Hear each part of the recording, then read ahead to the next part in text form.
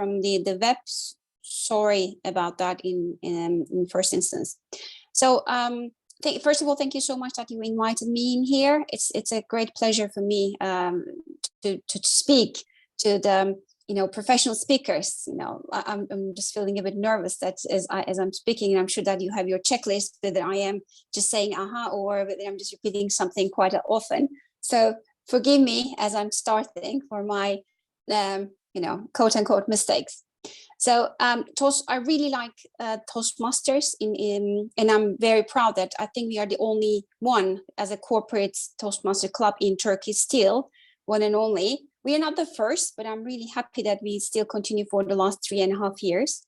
And I can really assure that it has significant added value to our people, not only from, yes, professional, they are just growing themselves, but we are learning from them as well by their practicing, just being an exemplar community that just bonded each other so much, and just definitely increasing the engagement to the company, and it has a positive impact in our society. And I believe, if I'm not mistaken, our president was saying we have the continuously doing during pandemic, and at most participant around 30 to 35 people joining every session. We were doing it bi-weekly, so I'm proud to keep it going. So it is really good, and I really believe it's a good example for the self-leadership, because this is another way of just running after their ambitions, to be a leader, to develop themselves, to learn. It's a self-development and the piece, and another piece is the self-regulation that we see in the self-leadership. Unfortunately, I couldn't really join the previous sessions. I'm sure that there were very plenty information about the self-leadership. Please forgive me if I'm going to repeating some of them, but I try to just link it to my professional experience and to the leaders that I have been seeing as my role model throughout my 20 years of career. I have always been in HR, and I'm really proud to be one of an HR professional, which I don't really feel that people really like HR that much, apart from the ones who are just working inside of it. In general, we have been seen as, we are setting the rules, we are making people to follow the rules, not really just linked to the happiness part of it. But what I really feel, it's not the case. We are in HR creating the happiness for people. If we really see the value that we are creating people, it can be a small touch. It can be a little information that we are providing them, or whenever we just say something about a tip about their development, it definitely works very well for those individuals, and you can see that there's a significant change in their lifetime. And if we're going to do it, I really believe that we should be a good example. If we do something for us, it's a good role model for the others. Otherwise, it's going to be something that, yes, I'm telling you, if you're going to go through this path, you're going to develop and you're going to be a good leader, or you will grow in your career, grow in this company, or whatever, wherever those people are going to go. But they can look at you and they said, okay, you're telling me, what about you? You're doing the same job in the same company for, 20 years without really growing. Exactly same thing. How can you tell me that I should be doing this? That's why I believe that being a role model in HR is going to be significant. It is significantly important for the other businesses in business lines, but it's going to be the part of their job. But as a leader, it's their job. If you're not going to be a leader, if you're just individual contributor, you are not asked to be an example. You are not asked to be a role model. In every level of in human resourcing, even you are in the isn't like a advisor position. It's very like even in the assistant level position, you're expected to be a role model. So that's why you have to really know what you're really saying. I know my leader, my direct manager, really like working with her. She's always telling us we have to be whiter than white. We have to be right in every situation. Otherwise, how are we going to make sure that the others are going to follow the rules? It's about most of the times about the compliance, but also following the guidelines of the companies is just setting. So that's why I believe any HR professional should be the leader of themselves. We are touching information which is very sensitive. It is, it can be about employee personal information. It can be very private information. I'm not talking about the salary. I'm not talking about the succession planning or something, but we know about very intimate information about those people. So we have to be very careful how we are really playing with those. Not necessarily playing, but how we're going to really protect those information. So that just gives us a power. And even you are in the very entry level in HR, you know more within the company about the strategy. We know how many people are going to be dismissed in the company. We know how many people we're going to hire to the company. We know who's going to be the next CEO for the company. So this is, even it's very confidential, HR knows everything. That's why it's very powerful. So for that reason, we have to really be careful while we're really playing with those data. First, we need to understand why I am doing this. What is my ambition in this job? Why I'm really doing it? And what is my end game, where I really would like to reach out? And that's just going to give me the power to really run after that ambition. Sometimes it can be being a manager, having the title, sometimes being an expert in specific topics. Now we have very, in Shell, we are working like a specialist role in human resource, like an employee relations or in industrial relationships type of positions. In those, you are the one who's just advising line manager how to manage a poor performance, how we're going to develop those people. So it may be the end result that you would like to do. You maybe would like to be very good in your profession. Still, you have your end game and you need to really know about it. And the beauty of the self-leadership is really the passion of going after that. I know myself that I knew that I would like to be in the HR area, to be an HR professional when I was in university in the second grade. And since then, all my internships, all my jobs and everything, all my projects, even it was in a human resourcing. I knew what I really would like to do. I still love my job. I really like, and I really see the power, and I know how I'm going to touch people to really create the value for people and for the company at the same time. And if you know something where you would like to go, you have to really regulate yourself. It's not the way that this, I want this, but I want everything to come to me rather than I'm not going to work about this. You have to work for it. Otherwise, nothing is going to come to you. What we say in Shell, you have to own your career. If you're not going to own your career, what's going to happen is going to wait others to manage your destiny. Can you really trust everyone, even you love your manager, even you really like your team members? Can you really trust anyone else but yourself about managing your destiny in your corporate life? Can you believe that anyone in this world, apart from your mother most likely, just will think you rather than themselves? So that's why you have to really take the ownership of your career. Just explore about that and really regulate yourself. Just take it.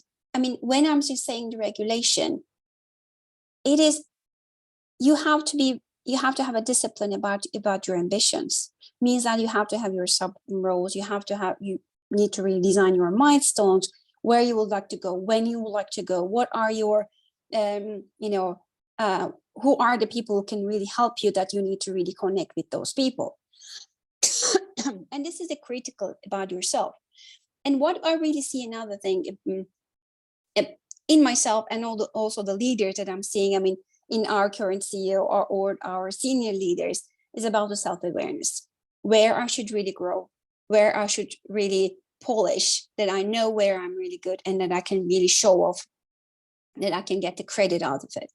That is also critical. So when you just see about the leadership and the self-leadership, I think this is also very similar. In the leadership, you are seeing the strength and the development areas of others, and the self-leadership, you're just looking inwards and you're just seeing in yourself where I need to really work harder, where I really need to develop myself, where is my weak link that I need to just get stronger. And that's what is really going to help you to grow and to just go to your ambition. In myself, what I have seen, I have economics degree, which is very mathematical brain. So it's all about analytics. But when you just go to the HR, analytics doesn't work by itself. You have to really understand about the psychology of people. At the end of the day, you are playing with people emotions in most of the situations. For that reason, as I know my weak link, I decided to get my master's degree in the psychology, in the industrial and organization psychology, to really understand, to really grasp about how people really feel.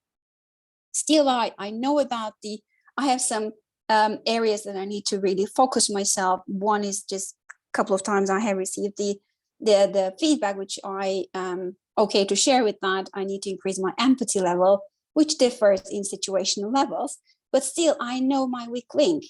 I can set all the procedure. I know where I can really create good policies. I can really do the pay benefits part very well, but in terms of the managing people's emotions, I sometimes can be very strong, and I need to, make it a bit smoother in some situation.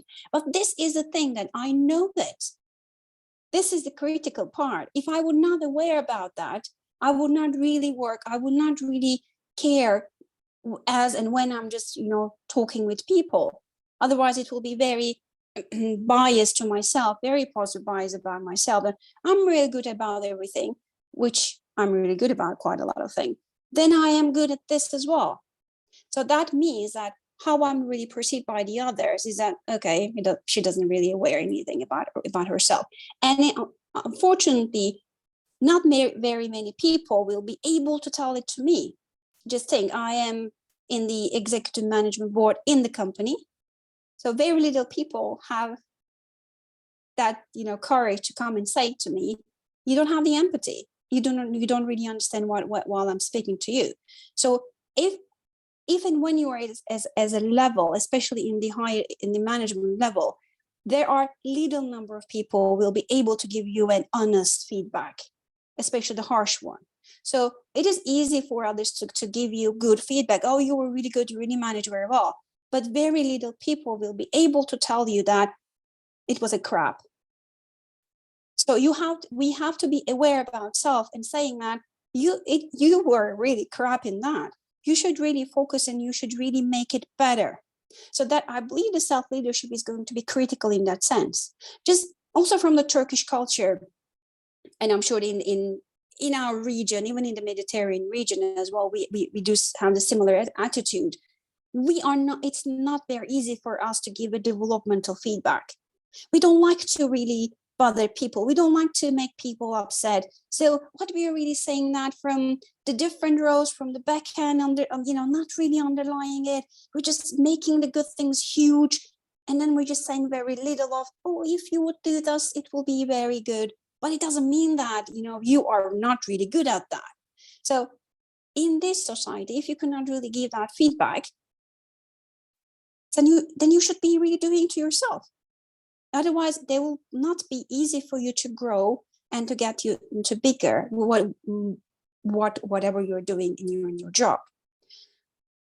Another one is about this is really having the ambition of being better, creation.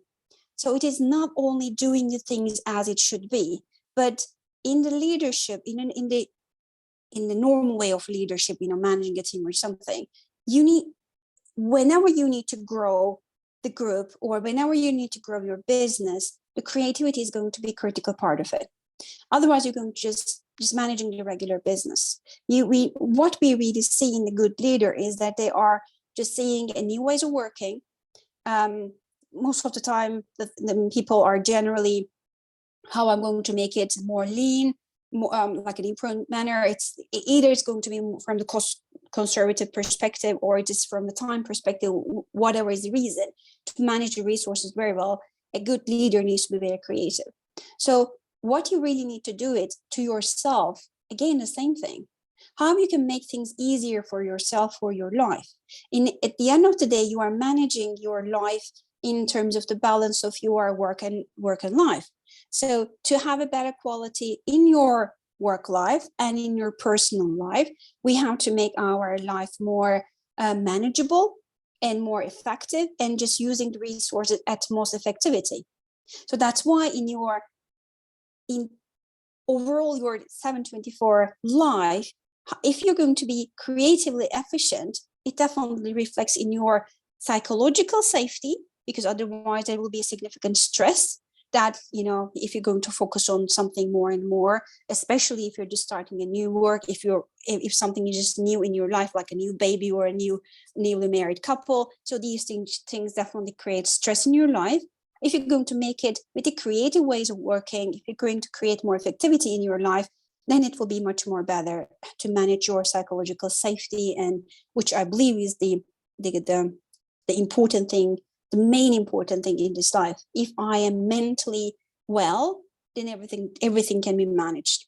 As we see in the pandemic for the last 2 years, it was not the business was not that bad.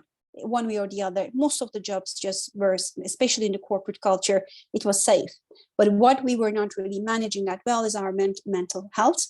So that was very stressful, sitting in the four-room bedroom and, you know, living, eating, working, not necessarily seeing it in another person's face. That was the one who just didn't really help us. So if you're going to manage it very well, then we were going to have a more stable and more effective life. That's what I really see in my life as well. And when I just link this creativity for myself, I see that I'm a very lazy person. I really don't like to do things a couple of times. That's why whenever I remember when I just start very fresh in my HR career, my line manager was asking me a report. And I was creating a report in a way that I knew that she's going to ask me a couple of additional information from that raw data. That's why I was using pivot. I never used macro, but very good in the pivot. Whenever she just asked me something, in a second, I will be able to provide that information because I knew that she's going to ask that. But I had a friend who was just calculating whatever in the first instance it was asked. And then the second time when another information asked from the same data, he was again creating another pivot and again doing the same things, just spending hours and hours for the same data. And at that time I was thinking, I'm so lazy, I'm not going to do it again. And it made me very creative doing my job. And as I progress in my career, I see that laziness just helped me quite a lot because it just made me more creative doing my job and how I'm just presenting, how I'm just, managing my stakeholders, and definitely really worked very well from that sense. That's why I really believe that the self-leadership is, the creativity is very critical in the self-leadership. So it has overall, if I need to sum up that, I really compress it. I hope that it's okay. So in a summary, I believe that self-leadership has two big components. One is just helping yourself, managing your ambitions, your future, your targets, whatever it's going to be. And the second, if you're really a good self-leader, that's going to create a better role model for the others. That's going to create a trust for the others. And that's going to be much more easy for the others to follow because you are your walk talk. You're just showing if and when that, vision is going to realize, and the others will be really, running after you. And that's why the self-leadership is going to be critical for those people as well. So overall, I hope that's going to be a very good summary from the practice, how it just worked in my personal life. And if there's any question, I'm happy to answer them. Thank you very much, Eda. I feel like it's almost like a gift today for me that you're here because I'm also in HR and I could really relate to what you said just now. And yeah, thank you very much. I saw Tuana already wrote that she will collect questions, but Tuana, maybe if you received any questions, we can ask one since we're right on schedule, but we can take maybe one question and then we move on to the next speaker. Okay, we have a question. What do you think about managing your manager, and what tactics can you give us? Good question. I definitely believe in managing the managers. It definitely has a value. It definitely makes your life easier. And how it just happened, you really need to know your manager A to Z, everything. What she wants, my manager is a she, that's why I'm going to call this a she. And what she wants, when she wants, how she wants is critical. So if you know about these three things, then you can only submit one paper one time. I remember 2 managers ago, I had a lovely manager. She was amazing. She was very, sharp, and she was just working directly with our global Shell CEO. And but in terms of the shape, she was very annoyed. Everything in the PowerPoint, everything should be in the order. Whenever I just move on the slides, the same picture it should be really in the same place. I really didn't understand why that she struggled with that. And when I understand, it's not she wants it, it's how she would like to represent to the executive committee of Shell. Because it means a millisecond. When you just move the slides, automatically moves the information, and you can only see the change. And that's how the brain works. So if there are quite a lot of change at the same time, where the table is just put, where the information is just put are different in the coming slides, the brain needs to process these information as well. But if the table is in the same place, but the information is changed inside, you can only focus on the information. So when I realized that there is a very good information behind it, very good reason behind it, I bought it. And then whatever she wanted, I did it. And before, I had 30 different versions of one slide that I was just creating for her. And then in the second version, the second time I was preparing it, it had only 2 versions.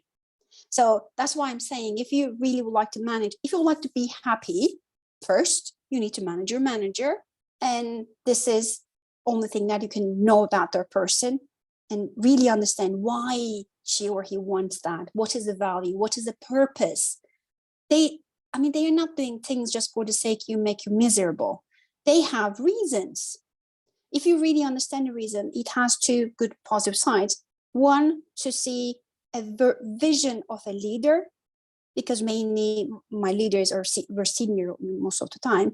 You see how a vision of a senior leader is going to be, which you can take a role model. Second, you can make it much more quicker, rather than really clashing it. My version is right, your version is right, except his or her version is right. Because he or she is the customer. Customer is always right. Thank you so much. Thank you. Thank you very much, Eda, and thank you, Tuana. So to keep on schedule, I'd like to move right on to introduce our next speaker, which is David Corcoran. He's an executive voice coach and also a distinguished Toastmasters and EQ consultant from Australia. And he was also a professional opera singer. And now he works in resonant personal development, which I imagine has something to do with your voice. And he helps people improve their speaking skills, emotional intelligence, and their personal style. And he's going to give us a speech now on how emotional intelligence affects your voice and speaking skills. So David, the stage is yours.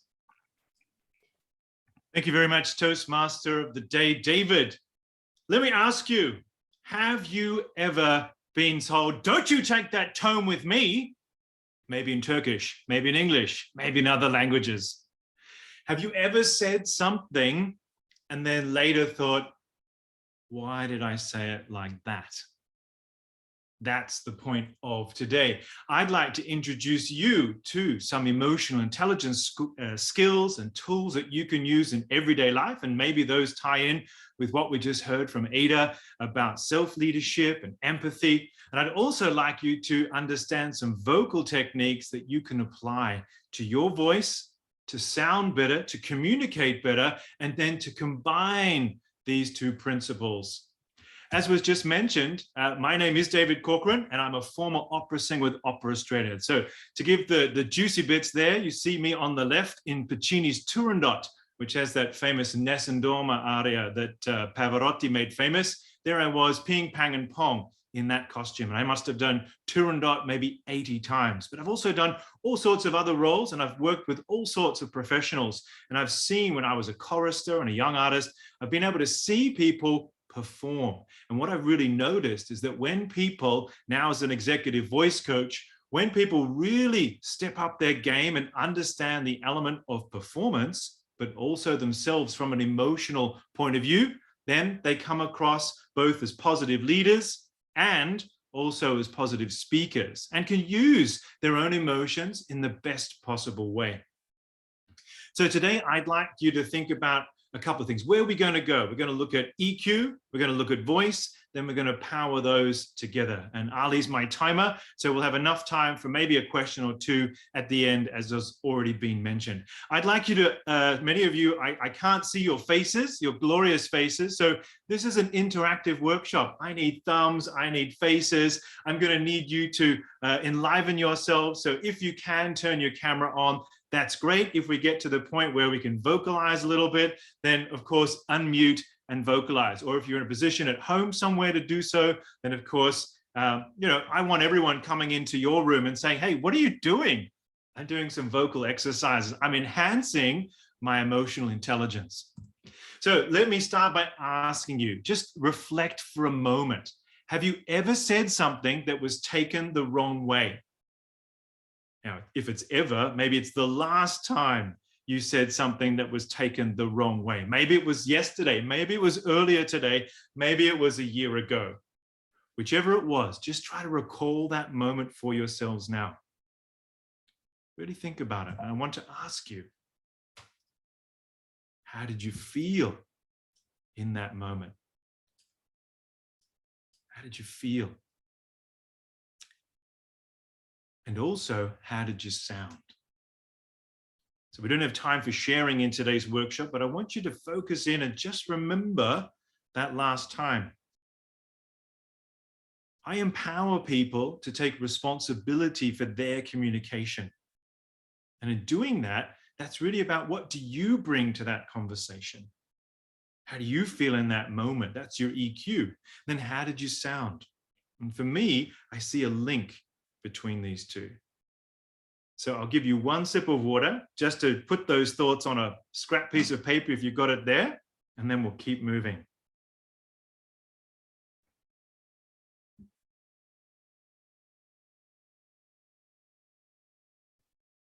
I won't be looking at the chat. So David, as the Toastmaster of the evening, if I can charge you just to keep an eye on the chat. If there's anything particular that's right and poignant, just interrupt me. And then otherwise we can continue on. Okay.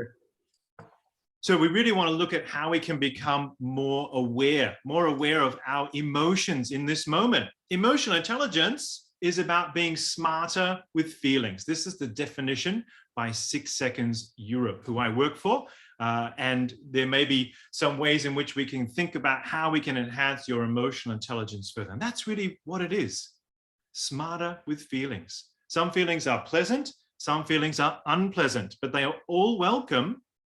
And all emotions are data from you, for you, made by you. So we filter information, we feel emotions, and then things happen. Let me ask you a question. If we can feel, think, and act, this is a triad. This is one of the models that I want to share with you today. What do we often do first? What often happens first? Feel, think, or act? Anyone? I'll call out names otherwise. I could say Meltem, and there would be 3 or 4 of you in the room. So what often happens? Do we feel first? Do we think first? Or do we act first? I think feel first, think second, and third act. Amazing, Meltem. That's what we should do, but what often happens? That's what we should do. But let's say we feel first, then often what happens is we act. We say that thing we didn't mean to say, then we think about it. So things don't often go according to our plan if we're lacking in EQ. Some of you may be parents or you have animals. You come home, you've brought the day's work with you, and then one of your kids knocks over a small glass of milk or something like that, or says something, does something very, very small, and you explode at them. So silly, why'd you do that? You know, you're always doing that. Or spouses, that's often the cause of fights. And then we think afterwards, don't we? So as Meltem said, we want to feel first, then think, what are our options? Where can I go from here? And then act. This is particularly true in the speaking space, my fellow Toastmasters. So think about that last speech you gave. You were feeling something, maybe some nerves, maybe some anxiety. Maybe you're feeling really pumped and ready to give that speech. Maybe you're new to Toastmasters and that's that first icebreaker that you remember most vividly. And then what did you think? Oh, I can do this, or I don't know if I can do this. And whichever way you went, you had thoughts, then you went out and you did it. Maybe you thought you were shaking. Maybe you thought you were nailing it. And then you got feedback, of course. So when we do things for the right reasons, we feel, think, and act. And I put in there AFT, because sometimes I think there are heroic moments when you see people rescuing small children who may be a danger in a situation. They climb up balconies. There was a fellow in France a few years ago who climbed up 6 stories to rescue a small child. He didn't sit back and go, oh, I wonder how I feel about this. And then what are my options? I'll act. No, he sprung into action, climbed up those 6 stories. He was acting. Then afterwards, I'm sure he was flooded with adrenaline, cortisol, and a whole range of dopamine, norepinephrine. All of these chemicals would have been flooding him. Then afterwards, wow, he might have thought about it. And he was awarded the French Legion of Honor medal for his heroic service. So just be aware of those moments. Like we said before, maybe you were feeling, acting, then you were thinking when things didn't go your way. But instead, try feeling first, then thinking, then acting.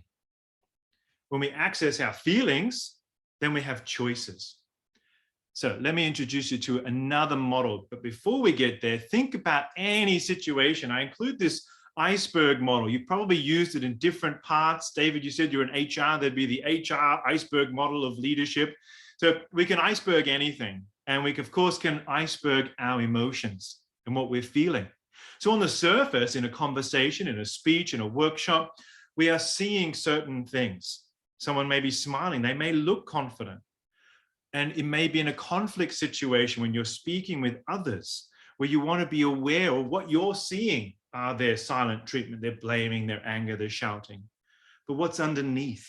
For all of us, we all have these underneath aspects, our triggers, our traumas, our needs, our assumptions, our own expectations.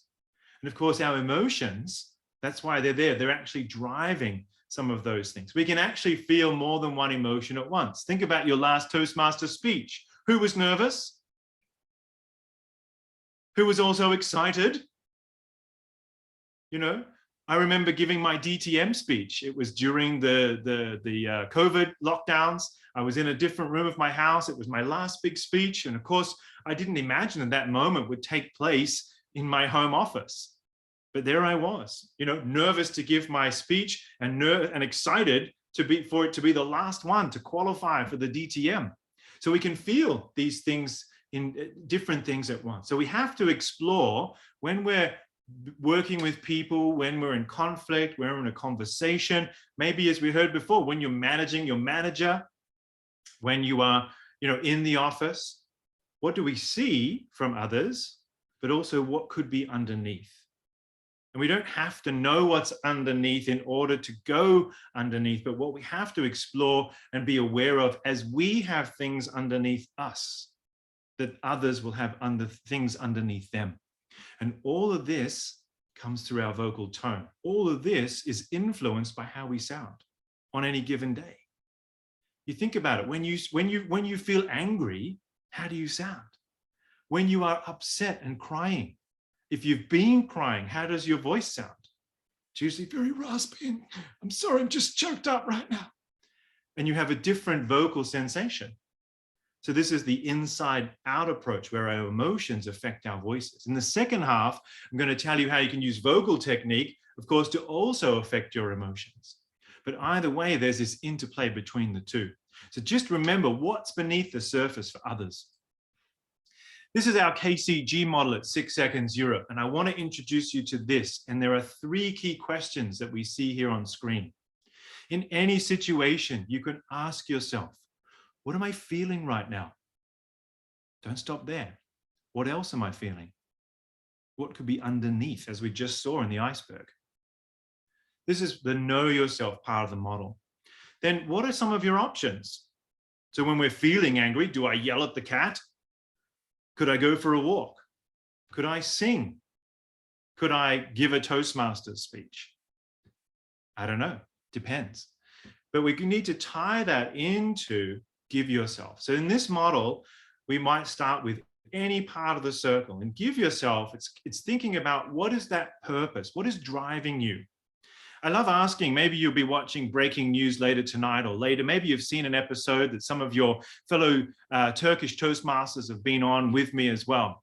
And what is the purpose behind that? The purpose is to inspire, the purpose is to showcase the wonderful talents that we have around our district. And when we do that, we're tapping into something bigger than ourselves.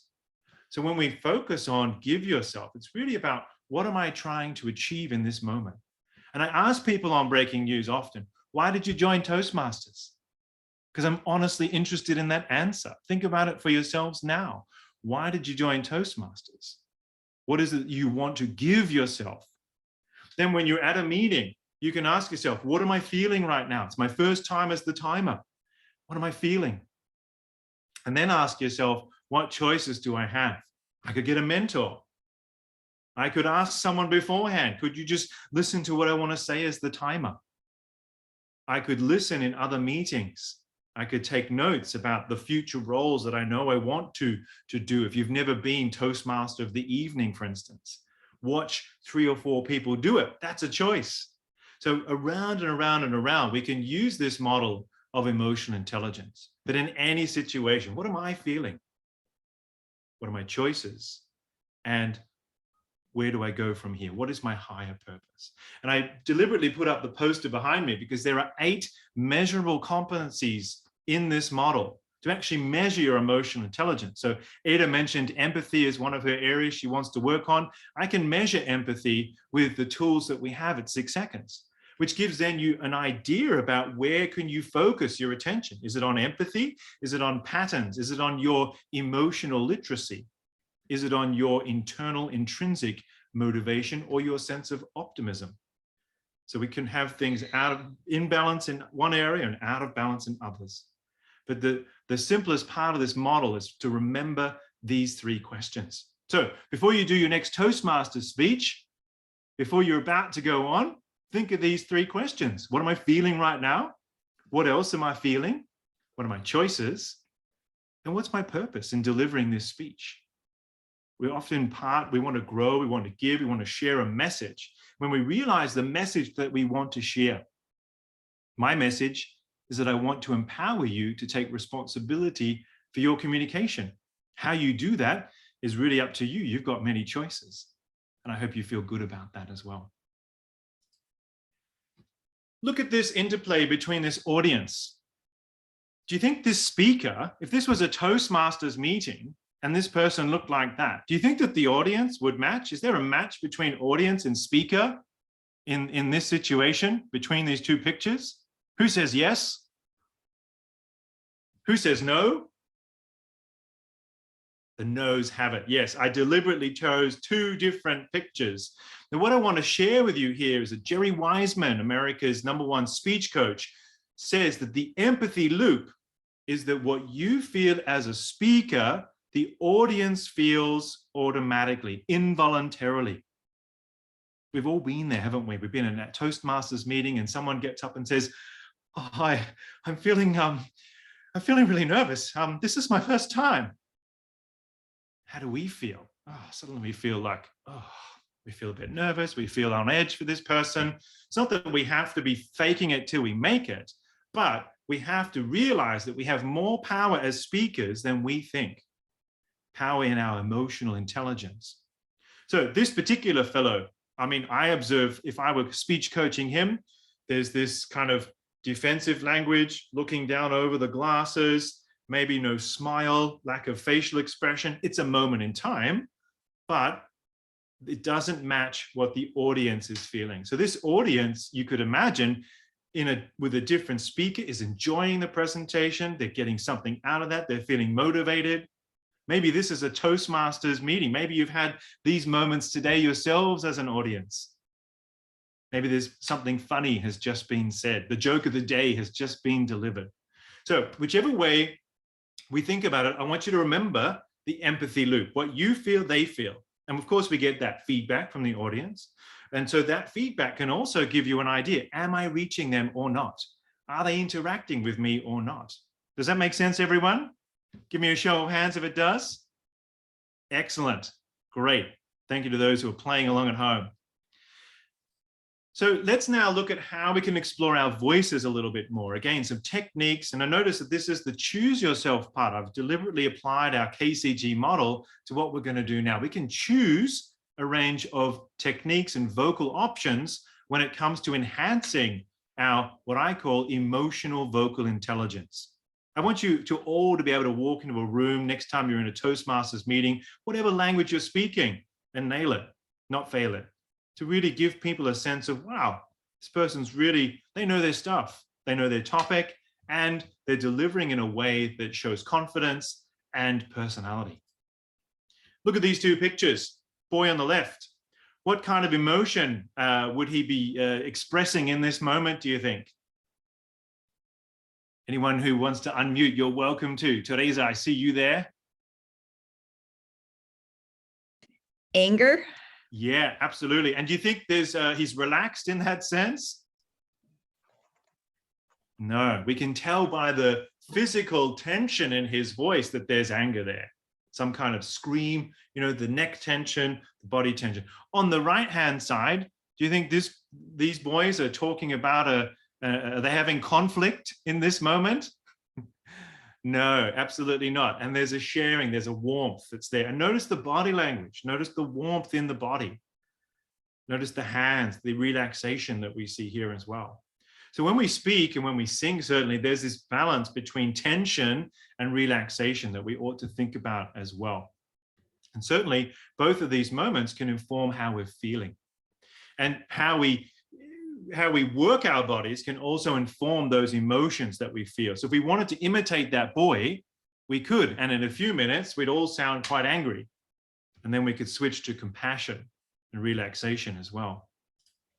So standing or slumping. I don't know if any of you are slumping in your chairs right now, but I want you to realize that you are a musical instrument. So whether you are sitting or standing right now, maybe we can all stay seated.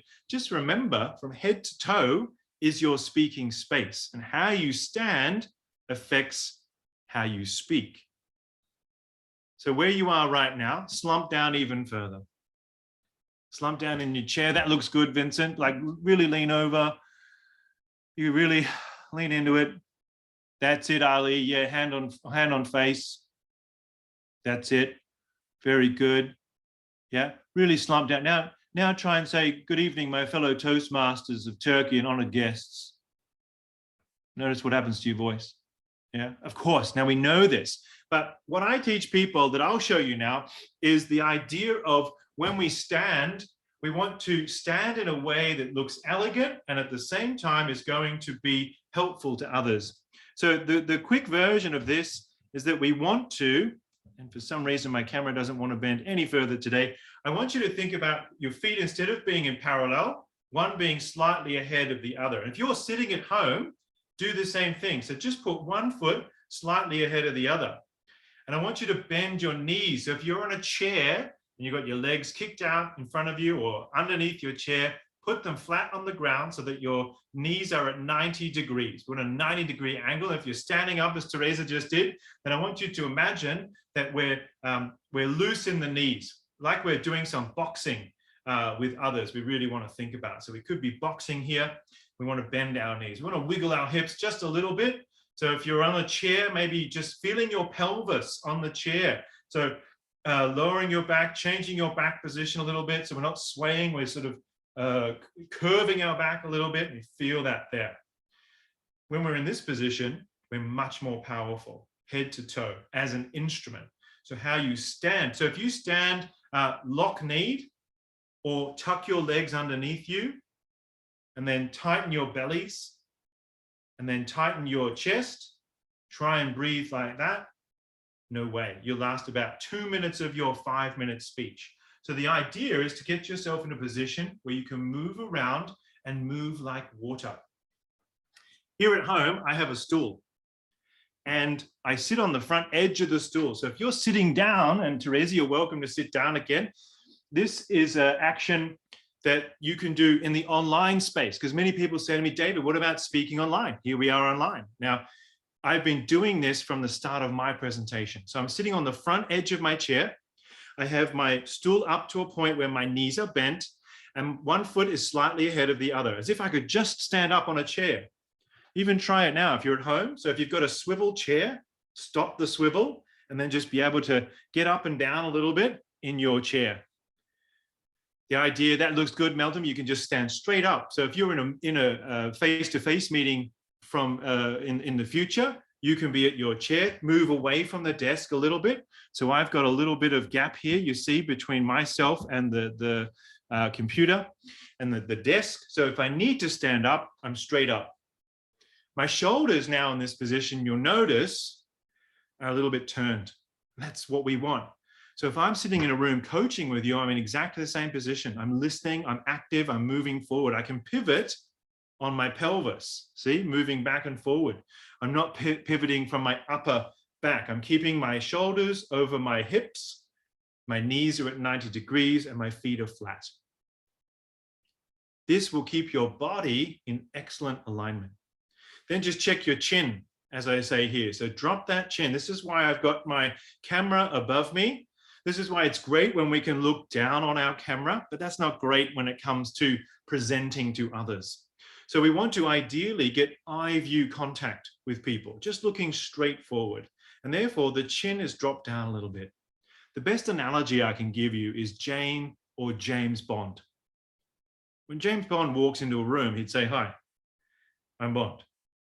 Chin is down, shoulders are turned, ready with a handshake. Ladies too, you can feel beautiful and do the same thing. You don't sort of walk into a room and go, hi, g'day everyone, I'm David. Yeah, lovely to see you. If you want to have that elegance and sophistication, and you want to bring that body posture, then you can do that. And by doing so, you're creating angles as well, which are interesting. In the online space, compare that with sort of front on, hi everyone, I'm David. You know, and it's very front on. In the opera, we were always told, never stand front on, always stand at an angle. Move your head, but angle your body. So you can do that in the online space. That's what you see me do in Breaking News, if you've seen 1 or 2 of those episodes. It's not rocket science, but it takes time and practice to implement that in the best possible way. You might also know that one of your hands wants to come forward more naturally. So use that. Put your hand and foot in alignment as you go along. This is going to help you in your body posture.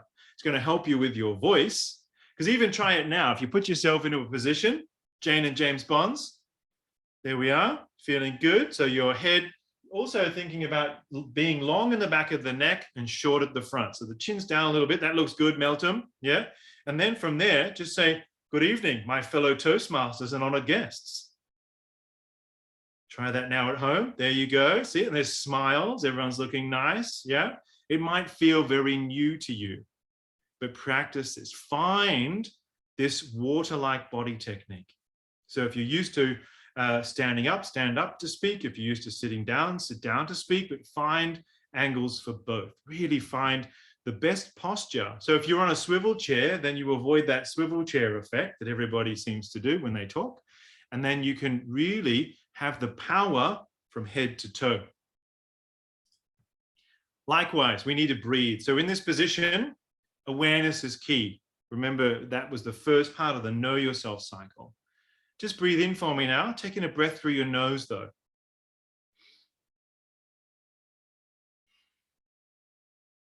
A nice grounding breath. Where do you feel it? When you breathe in through your nose, where do you feel it? No one's brave enough to show me. You should feel it here in your belly. Breathe out, full Christmas dinner, full Ramadan dinner. You've absolutely pigged out at the buffet. You are there. So full, you can't eat another thing. You know that feeling when you've eaten a lot. That's the feeling that you want when you have eaten, when you breathe, sorry. Each time you breathe, you want to feel that feeling down in your belly. This is what we mean by feeling different types of breath here now. So sometimes when we are, well, let's go with feeling low. So when we're low in energy, it's the end of the day and you've got your Toastmasters meeting to go to after work. Maybe you've had to manage a manager and you're annoyed before you go in, but you're feeling really tired, then think about coffee breath. Think about putting your hands on your diaphragm, dropping your chin.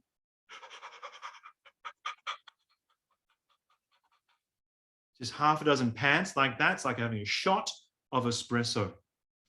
We don't want a shot of espresso at 7 p.m. either, by the way.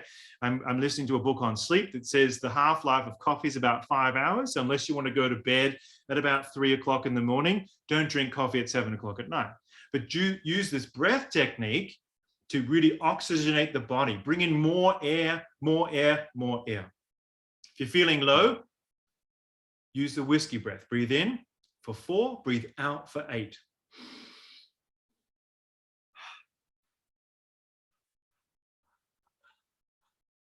So you may have heard of this breathing technique as well. A lot of these come from yoga, from other forms of like Tai Chi and situations, martial arts.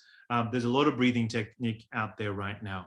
So really thinking about bringing your, whatever you're doing, you're engaging your vagus nerve when you breathe in like this. The last one here is to really, if you're in the moment, it's just about to be your speech, you're about to speak, and you're suddenly feeling a flush of adrenaline. Sniff, sniff, sigh. They tell the kids to do that at school. Why shouldn't that work for us? Let's all try sniff, sniff, sigh.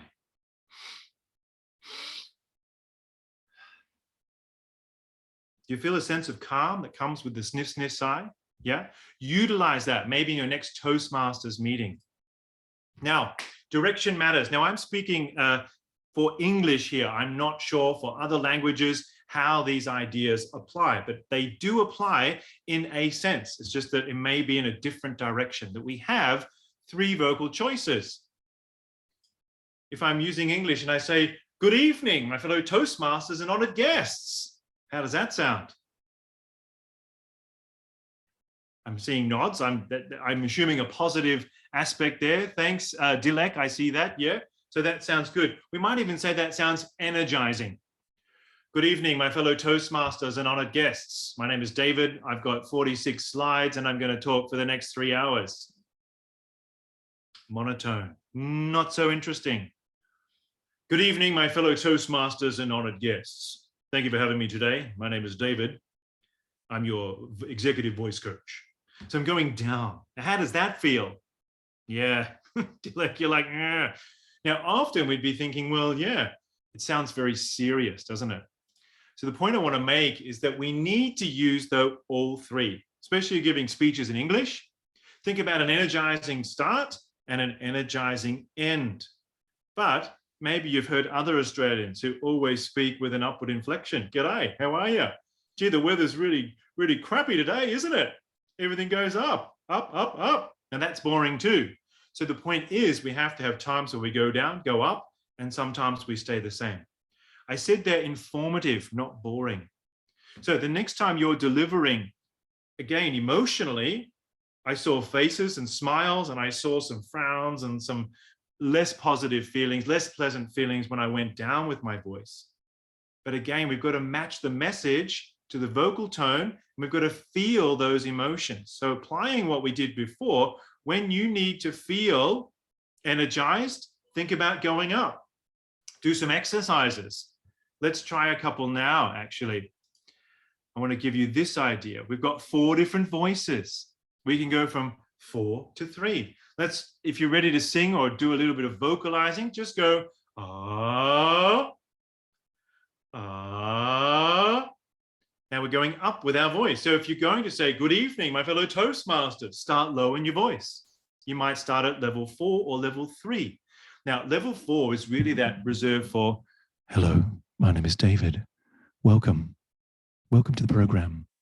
I use this voice when I'm doing podcasts, or if I'm at the opera and I say to my wife, I don't like this opera, I'd like to go. So we don't use number 4 all the time, but we can warm up with it. So it's really that, put your hands on your chest here, just on your breastbone here. It's really that feeling of going, like that or that first sound you make in the morning. And notice that I'm getting now into that 3rd level. The 3rd level is where you might speak most of the time. But level 2 is where you speak a little bit higher. Hi, welcome. Now, I don't know if you see a friend, you know, in your city or town or your fellow Toastmasters, and you have a joyous outburst. Hi, how are you? Yeah, we can use tone number 2. So we can also, when we want to be serious and go down with our tone, we can start in 2 and go to 3. Try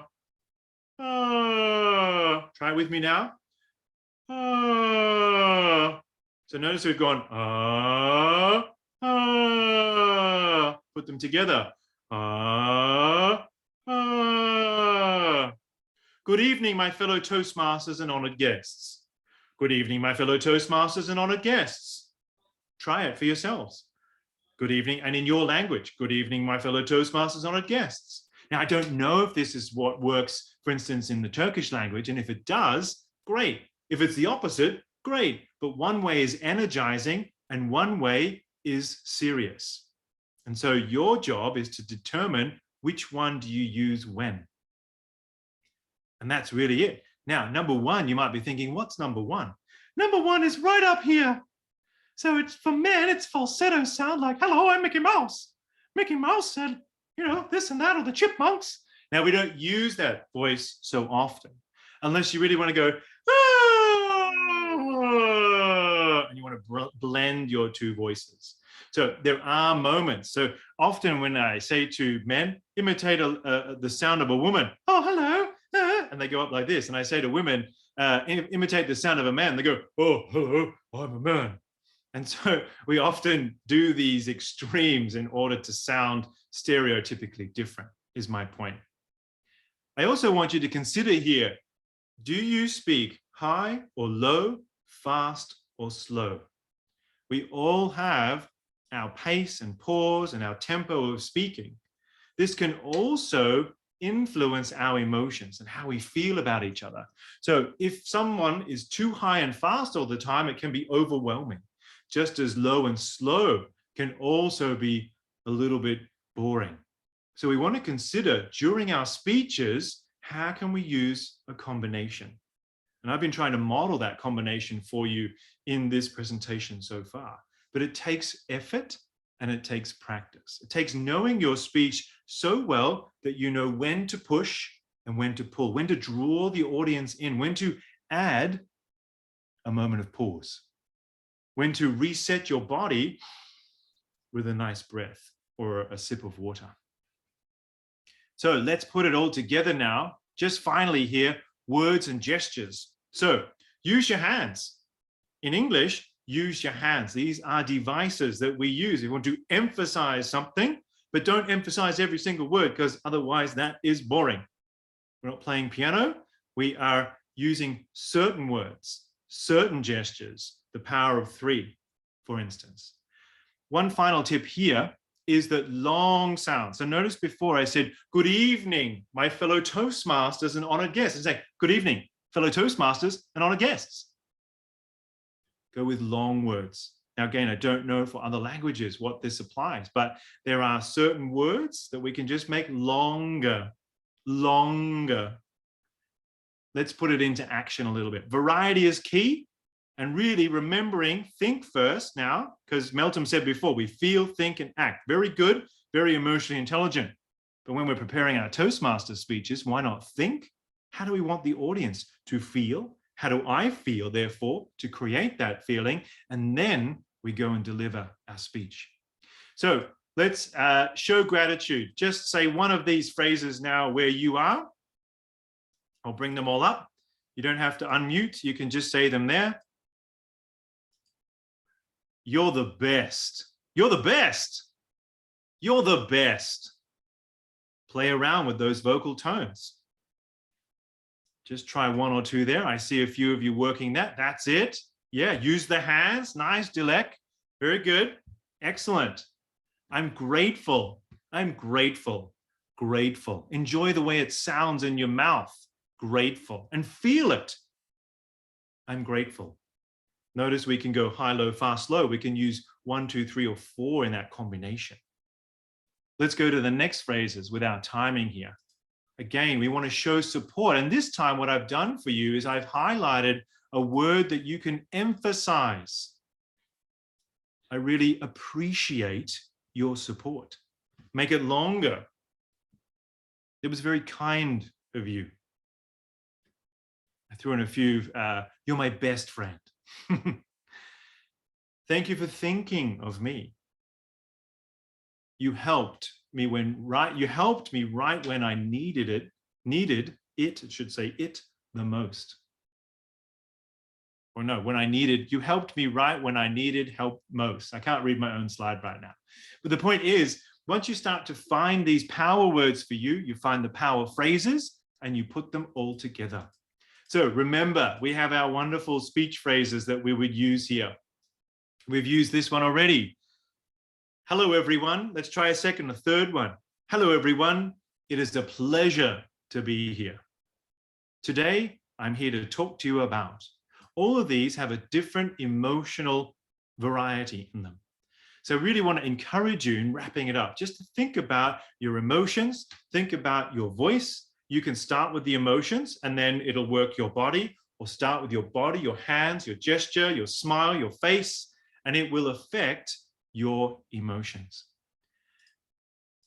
Imagine taking responsibility. Imagine being in the right posture, breathing, vocalizing in long sounds, and being more aware, intentional, and purposeful. With that, if you're interested, you're welcome to join me for my next Unlocking EQ session. And I say thank you. We're right on time, according to Ali. Any questions? Thank you very much, David. And yeah, we actually have a break scheduled now, but for all of those who don't want to go on break, we can take maybe 2 or 3 questions because we have about 6 minutes until our next speaker. So go ahead and ask, maybe Tuana can see if there's any written questions, or if you want to ask a question to David directly, just raise your hand so he can call on you. Yes, if you have any questions, you can write to me.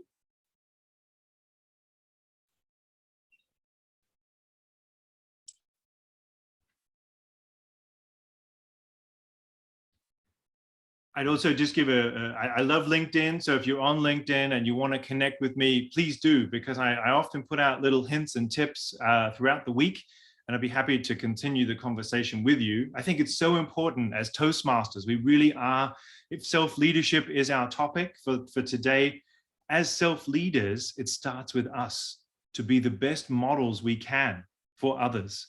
And that means vocal models as well. You know, you go to Toastmasters, people think, wow, well, suddenly you're going to give an amazing speech. Yes, you will when you do pathways, but then add in this real emphasis on your voices.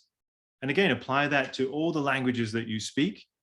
Maybe there are long and short sounds in your languages. There are power words. There are power postures, power gestures, I should say. The posture, I think, should be the same for everybody because we're all built in the same way and allows your voice to resonate. We have a question. Mm-hmm. How can we take ourselves more upper level? Upper level, so maybe they mean the upper parts of our voice. Yes. I assume, yeah. So those exercises that I did, that we did, you know, in the shower, in the car, at home. So if you haven't done any kind of vocal training before, that's not even singing, by the way, that's just vocalizing. So you could start with an R vowel in English, or an R sound, and or even the most common sound perhaps in the Turkish language there. If you have similar structure there, there's sort of free and open sounds. I actually had a singing teacher once tell me, just speak higher. I was a tenor for the opera. Now I'm a high baritone, which is slightly lower. And she'd say to me, just speak higher. So I'd walk around going, hi, I'm David. And my voice just got used to it. Now, some of us have higher voices, some of us had lower voices. So it's really understanding for you, if you have lower, go higher. If you have a higher voice, go lower. I helped a lady during the week. We had 3 sessions and we just did the and then speak on that level. Hello, hello, hello, hello, hello. Make nice long sounds there. She won a mathematics prize worth 1.3 million euro. And her question to me was, I have a high voice, how do I speak lower? So if you have a low voice and you want to speak higher, do a very similar thing. Now it might seem funny to make these kinds of noises, but you should, and you should just have fun with them. Just have fun.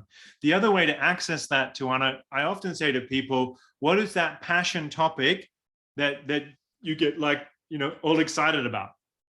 That topic is guaranteed to lift your voice, guaranteed. So you might start to speak a little higher when you're doing that. I hope that answers the question for the person who asked it. We have another question. Yep. Do we use the same posture during an online meeting and during meeting at the office, physical meeting? 100%.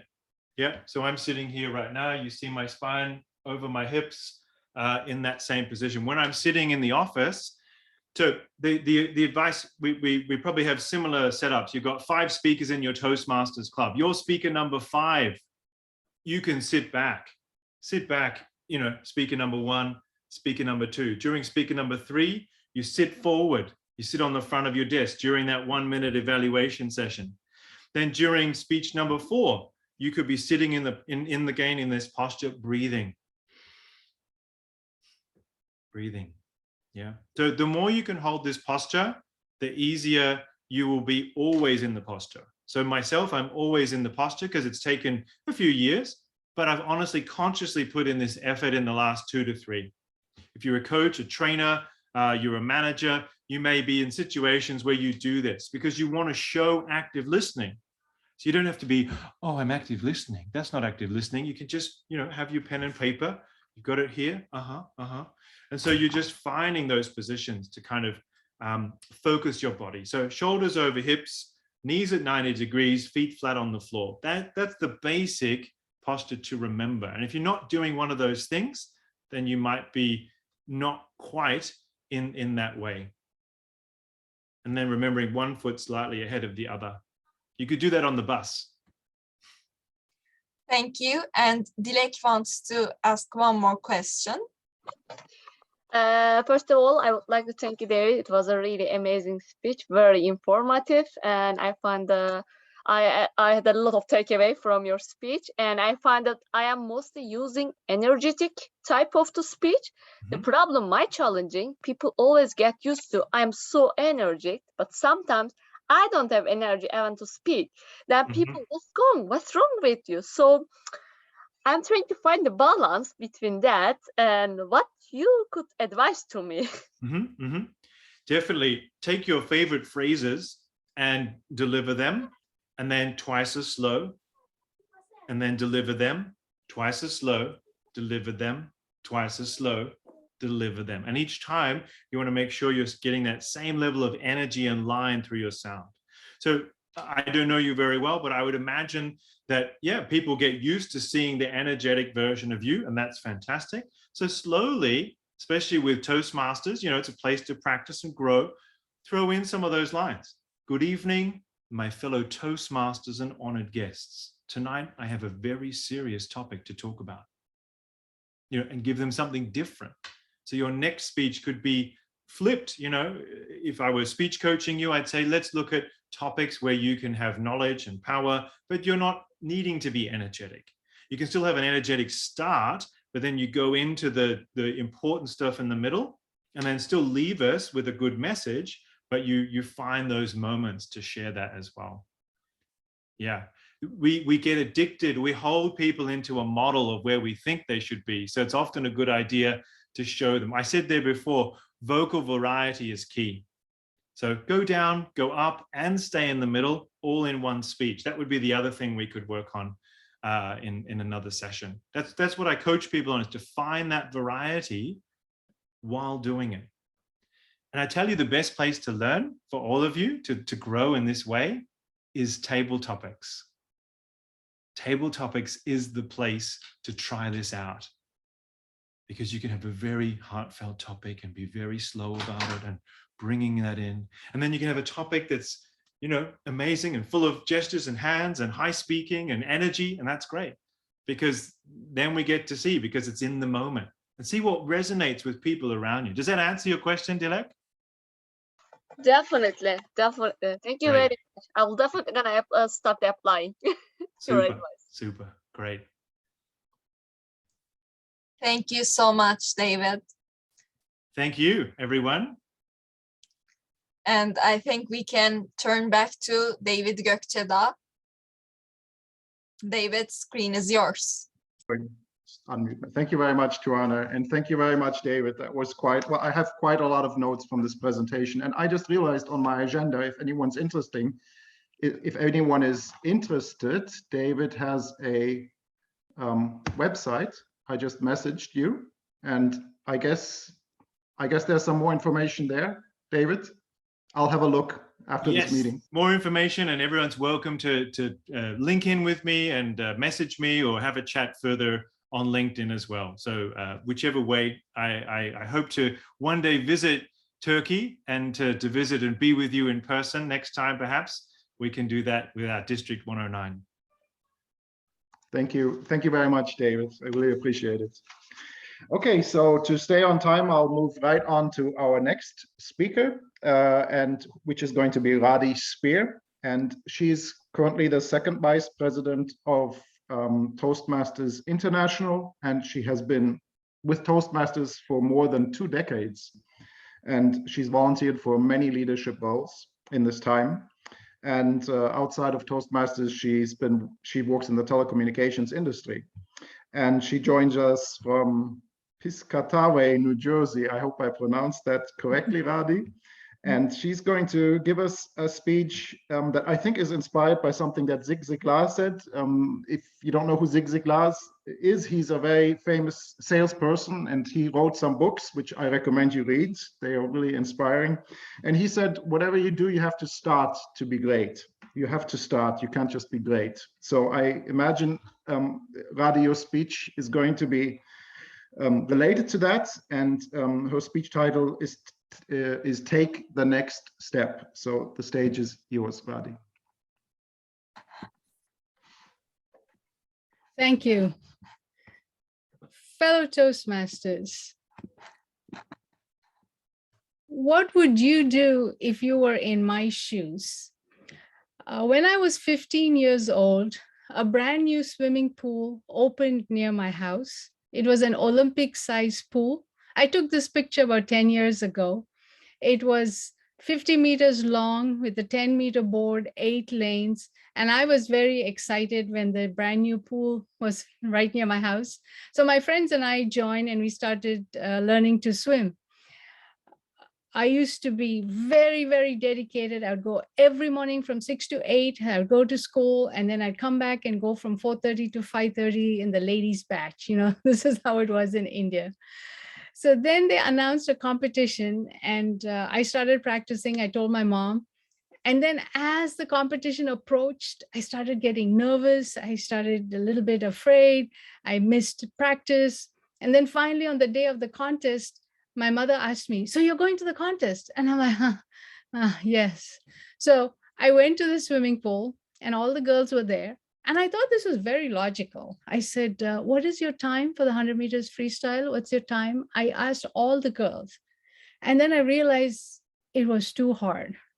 So I told my friend who was with me, no point. Let's just go to the bakery. And, you know, I lived in a city, so you can walk. We walked to the bakery.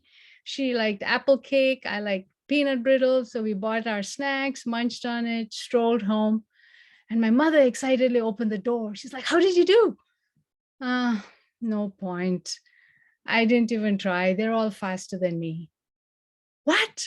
You didn't even try? You didn't even take part? This is what you think sportsmanship is all about? You practiced for so long and you didn't even attempt. And I'm like, okay. I didn't want her to continue. I'm like, all right. So I ran back to the swimming pool and they were announcing last call for 400 meters freestyle final. I had never done 400 meters freestyle. I just went, yes, I want to do this. And they're like, hurry up. And this is India in the 70s, and they're quite conservative. I had my swimsuit underneath my clothes. I just peeled off my clothes, got on the starting block. I dived in and I was swimming as fast as I could. And the entire time I could hear my mother's words in my ears and that apple cake and peanut brittle in my throat. But somehow I came third and I was so happy. And I have to tell you, Toastmasters is a lot like swimming. You know, in the beginning, you're afraid. When you go to the pool, you have to learn to breathe in the water, to float in the water. When I went to my first meeting, I didn't want to make eye contact because first I thought I can just sit back and watch, but then they call you for table topics. So then you don't want to make eye contact. Then you're afraid. You don't want to catch their eye. And then slowly you get the confidence, you start feeling better. But then Toastmasters is something you can use in everyday life. So how did I get to Toastmasters? Well, let me ask you this. I used to feel out of place. Have you ever felt that? Picked on, wished you had the confidence to speak up? So I grew up in Africa and I had a wonderful childhood. Don't get me wrong, but I was this very shy, quiet child. So my first grade teacher was this tall, big man, you know, really tall, like this heavyset Denzel Washington, the actor. And the teacher would ask all the children to stand up and answer the question. And this is first grade. And so I would just whisper my answer. And the teacher would say, speak up. And then I would just tremble and whisper even more. And then when I was about 12, I went back to India. And because I'd grown up in Africa, I had the accent, my clothes were the local clothes, I stood out. So my parents, to help me out, put me in a Catholic school. So I wore uniform. So I looked like all the other kids, but every time I spoke, I had the accent. And then a few years later, I finished college in India. I survived. I came to the United States to get my master's in electrical engineering. And to my shock, there were no girls in any of my engineering classes. So I would try and sit in the last row and kind of blend in, but then suddenly the teacher would notice me and he'd say, oh, you there, can you come up? Can you write on the board? Can you answer the question? Can you speak about this? Every single teacher without exception. So, but I found my home and my voice in Toastmasters. I wish I found it sooner. I love to belong to an organization that cuts across national boundaries and welcomes people from different cultures and occupations. Toastmasters brings us all closer together with our common goal of personal growth. Now, when you go to a district conference, you always hear about the district mission, but do you know every club has a mission? And I have to tell you, Dr. Smedley was brilliant when he came up with the concept of Toastmasters, because every member has a home. Their home is their club. If that club provides a supportive and nurturing environment, that member does well. So as long as we have good, solid clubs, our members will do well. Now, when you go to the district conference, you hear the district mission, but every club has a club mission. And just to go over the club mission, you know, this is the club mission, that we provide a supportive and positive learning experience in which members are empowered to develop communication and leadership skills, resulting in greater self-confidence and personal growth. So when we say we provide a supportive and positive learning experience, we want all our members to do well. So when I'm speaking here today, all of you are on my side. So I just want to mention something. If you spotlight me, I think all the members can see my screen better and what I'm showing. I'm not sure if they can see it well, but I hope so. So anyway, so we want to provide a supportive and positive learning experience. And by that, I mean that we want all our members to do well, and we're all on the same side. For example, today, you're listening to me and you want me to give you a good message because this is your Sunday, you're spending time here, and I want to give you a good message. I don't want to waste your time. So we're both on the same side, and we want to help each other do well. You give me feedback, I improve. And one of my favorite quotes is by our founder, Dr. Smedley, who said, "Ours is the only organization I know dedicated to the individual. We work together to bring out the best in each of us, and then we apply these skills to help others." So how great is that? Our organization does not care about the stock market, the share price, about making money. We are only interested in helping the individual. We want every single member to do well. Now, you might think that the way our organization is set up, that we have Lillian, our district director, and on her right hand, she has Amelia. The other right hand, she has Stuart. She has a whole set of people helping run this district. But really, the true organization of Toastmasters is this. We have the members at the top, and we have this huge support structure to help the members do well. So your clubs are where we provide the supportive and nurturing environment so the members can do well. We have the areas that will support the clubs. The divisions will support the areas. The district helps all these divisions. We have regions and then the board of directors. So you can see that we have the setup all there just to help the individual. And today we are about 300,000 members in 15,800 plus clubs in 149 countries. One big happy family, all there to help each other. So going back to the club mission, we have the supportive and positive learning experience in which members are empowered to develop communication and leadership skills. And I think this is where we talk about self-leadership, because we are just giving you the environment for you to develop your communication and leadership skills at your own pace. Some of us have the time, and so we might give a speech a month or whatever. Others are in a hurry. They want to give as many speeches, belong to lots of clubs. So it's at your own pace. And this results in greater self-confidence and personal growth. And when we talk about all the skills we learn in Toastmasters, everybody just says, oh yeah, communication skills, leadership skills. But there's a lot more than that. To start with, we all learn to stand in front of a group of people and speak, or on Pathways or on online, we can speak to a group, we can speak hybrid, we can speak no matter what. We're learning communication skills. But it's not just that. We are also learning time management. I've been given a certain amount of time to get my message across. When you have a club meeting, you have a certain amount of time. I tell you, I work at AT&T. I have so many meetings. I wish my managers would be in Toastmasters and kept time and did everything on time. So we have better run meetings because we have an agenda. We know exactly when we start, when we end, all skills needed in everyday life. I also mentioned enhanced customer communications, because when we deal with our customers, we are actually, I feel, sometimes employing table topics. They don't even know the questions to ask us. They are telling us something. We get all the information in our minds, put it all in order, answer them. And they're like, yes, that's what I was asking about. So our practicing table topics helps us. And then we learn presentation skills. We learn vocal variety and gestures and keeping the person's attention. And then, of course, constructive feedback, because feedback is essential for all of us to improve. Feedback is what we need in our everyday life. When your employer does your yearly review, they're giving you feedback. When you see your children, you're doing their homework, you're giving them feedback on how well they did in school. When you talk to your friends, your spouse, feedback is really critical. But all of this results in greater self-confidence. And I cannot tell you, this is a fabulous byproduct of Toastmasters. We talk about communication and leadership skills, but really what we really give to our members is greater self-confidence.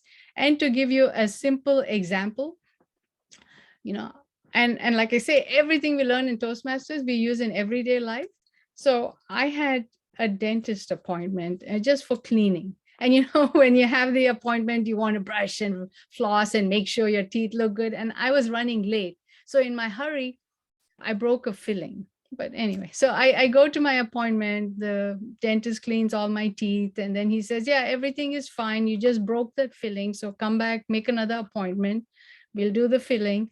And I'm retiring. A new dentist is coming, Dr. Goldstein, and Dr. Goldstein will take care of you. I'm like, okay. I make the appointment. I come back in 2 weeks. I'm sitting in the dentist chair waiting for Dr. Goldstein. And in comes this small Indian woman. And I'm like, you're Dr. Goldstein? I guess the same way she looks at me, like, you're Mrs. Spear. But, you know, it turned out she did the filling, looked at all my x-rays, and then she's like, I see here a translucency in this tooth, and over here there's a shadow. And I think, in my mind, I'm sitting there thinking, this lady wants to put a whole wing on this dental office, all the stuff she's mentioning that needs to be done, you know? And the previous dentist, he was retiring because he was old, not because he's blind. I mean, really, this lady has this whole list. So Toastmasters give me self-confidence. So when she finished, I said, thank you so much, but I would like to get a second opinion, and I would like copies of all my x-rays. And I left. And, you know, the friend I mentioned in my swimming story, it turned out she had become a dentist, but she was a little far away. So I contacted her. I said, Maya, can you believe this? This lady says I need to get all this work done. And Maya says, send me the x-rays. I'll take a look. I'll ask my professor. So I send her the x-rays. And then a week later, she calls me and she's like, Radhi, she's right. You need all the work. I'm like, what? What? How do I go back now? You know, I walked out, I demanded my x-ray. She's like, can you come to where I am? I'll treat you and all. So I said, okay, I'll come to you. So she was treating me. And then a few months later, she went on vacation and I was dentist-less and I had a toothache. So now what do I do? Well, Toastmasters has given me self-confidence. I called back Dr. Goldstein's office. I said, hey, I have a toothache. Can I see Dr. Goldstein? Oh, sure, come on back. No hard feelings. So I went back. She treated me. All is well. So you are thinking, why is she telling us this embarrassing story, right? But what I'm trying to say is Toastmasters gave me the self-confidence to get a second opinion and then go back. So now I'm not thinking like, I'm ripped off. This person doesn't know what she's doing. I know she's a good dentist. I know I got value for my money. I know this works. So in a sense, because of the self-confidence, I found out that I'm getting proper treatment. So things that we learn in Toastmasters, you can use in everyday life. And it's really, really beneficial. So we say we learn communication skills. We also learn leadership skills. Now, how many here think of yourselves as a leader? We are all leaders. You know, when we persuade our friends to go to a certain restaurant, we're leading. When we influence our children to do their homework, we're leading. We are leading throughout. I see that you could live 365 days and then you celebrate your birthday, but then you have all these skills as a leader, but somehow we are shy to say, oh yeah, I'm a leader, I can do things. And I get the feeling people think you should be like Mahatma Gandhi, who got independence for a country. He's a leader. But do you know, Mahatma Gandhi started out like a regular Joe or a regular Mohandas Gandhi. You know, he was just a regular guy who went to England and he studied law. When he came back to India, he had to study Indian law. And then his very first case in Bombay, he stood up to address the jury and he looked at them and he froze. Now, he didn't have Toastmasters. He couldn't speak. He went back and sat down and he told his client, I'm sorry, I cannot speak, gave the money back. And that was the first and last time he was in court in Bombay. But we have Toastmasters. He didn't have Toastmasters. Later on, he was able to get over that and help our country get independence in India. But we are fortunate. We have Toastmasters.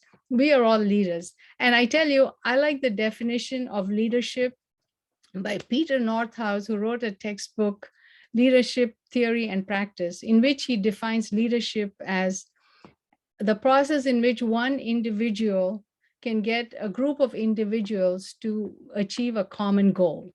It's all about influence and persuasion. It's a two-way communication, and the leader speaks to the followers. They influence each other, they communicate with each other, and that's how they lead. And this matches cleanly with what we say in Toastmasters. It's not some inherent trait that you have to be born with. You can learn leadership. And in Toastmasters, we give you training for everything. So if you become a club officer, for example, there are many skills that you learn as a club officer, starting with strategic planning.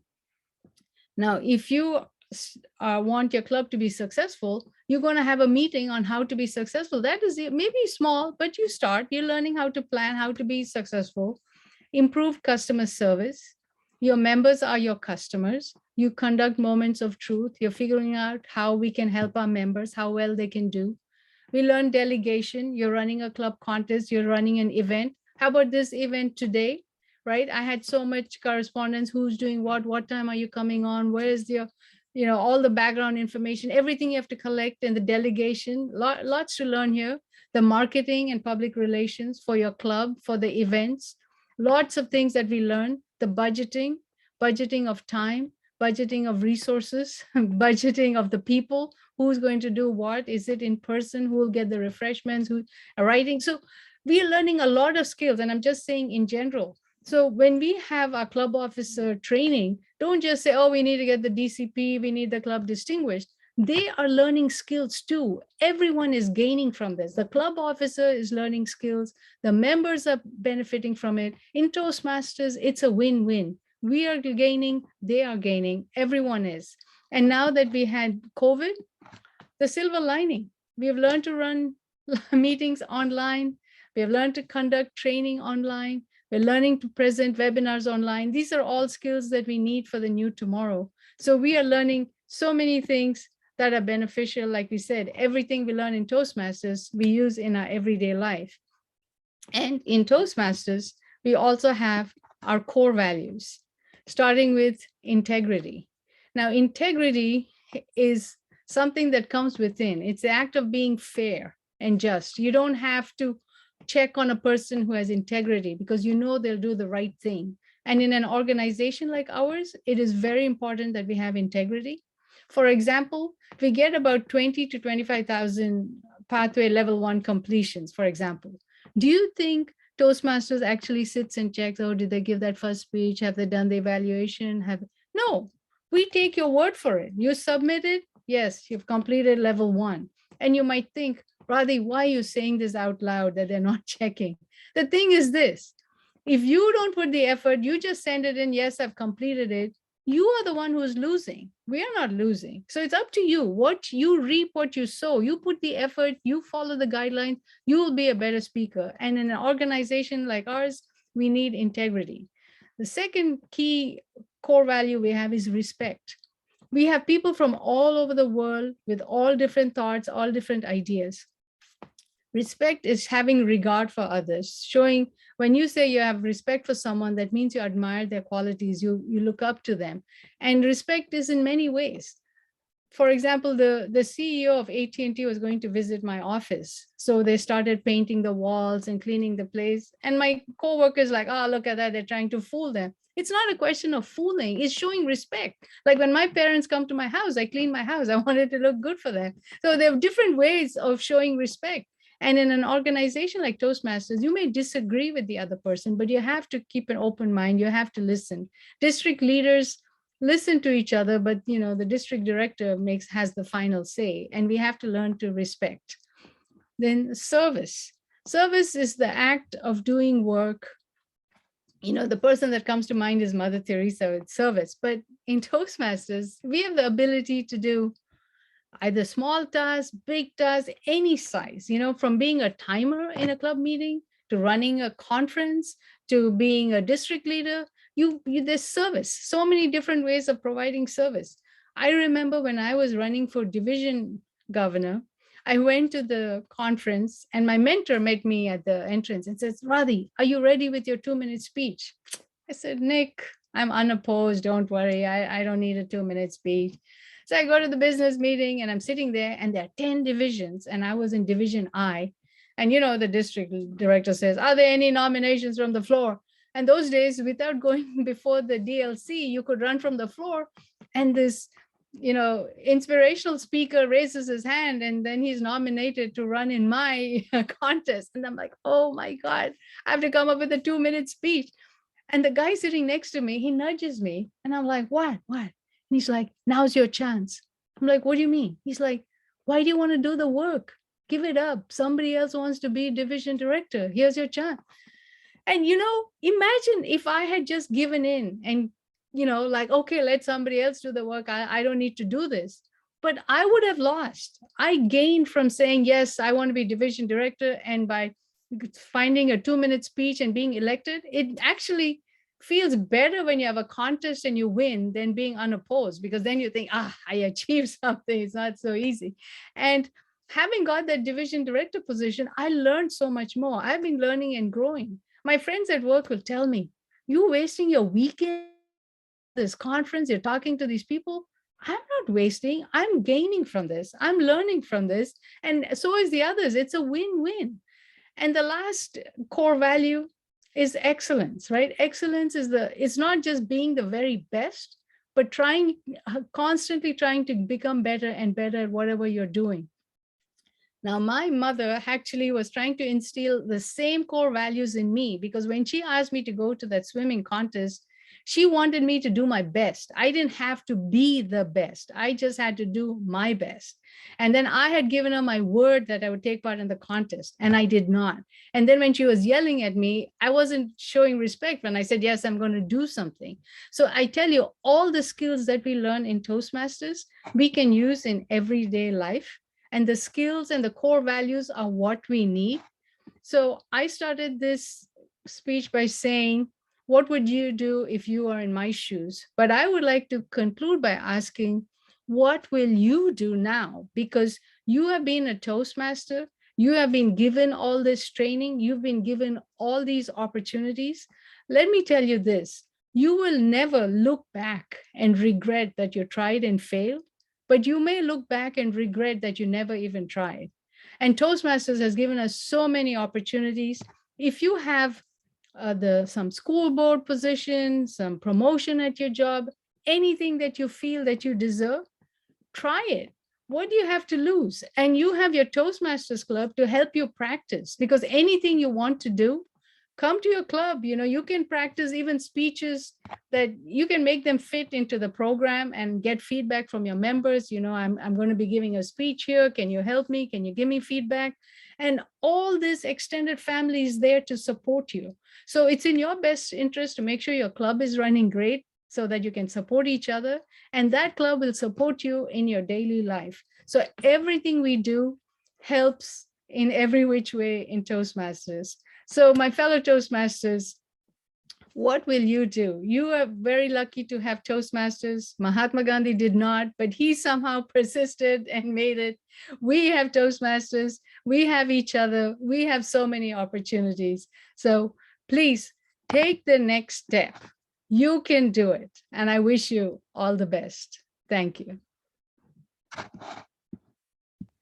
Thank you very much, Radhi, for this inspiring speech. And I wonder what Gandhi would have done if he had Toastmasters. That would have been maybe even more incredible. But yeah, thank you very much. And I think what you said is so true also about the clubs. And I know I used to become, and I know many people who become very attached to their clubs and very defensive of their clubs. But I think it's because they get so much, you get so much out of the club. And for myself, I saw that also. Thank you. Thank you very much, Radhi. And I would like to ask just for a minute, if you can stay with us, Radhi, that we have a group picture. So we have a media master, Mustafa, and everyone who doesn't want their picture taken, please turn off your camera. And those who have your camera on, please smile into your camera. Okay, everybody ready? 3, 2, 1. Thanks. Thank you, Mustafa, and thank you, Radhi. And we we're just right on time, but maybe if you like, Tuana, if there's any questions, maybe Radhi can take, do you have time, Radhi, to answer one question, maybe, if we have a question for you? Sure. Okay, if you have any questions to our speaker, you can write to me.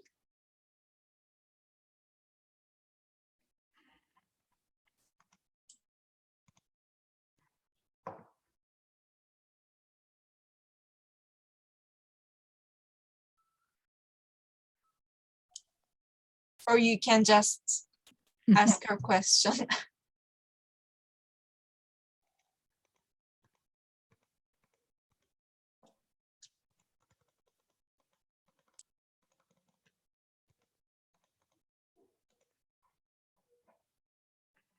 I have a question.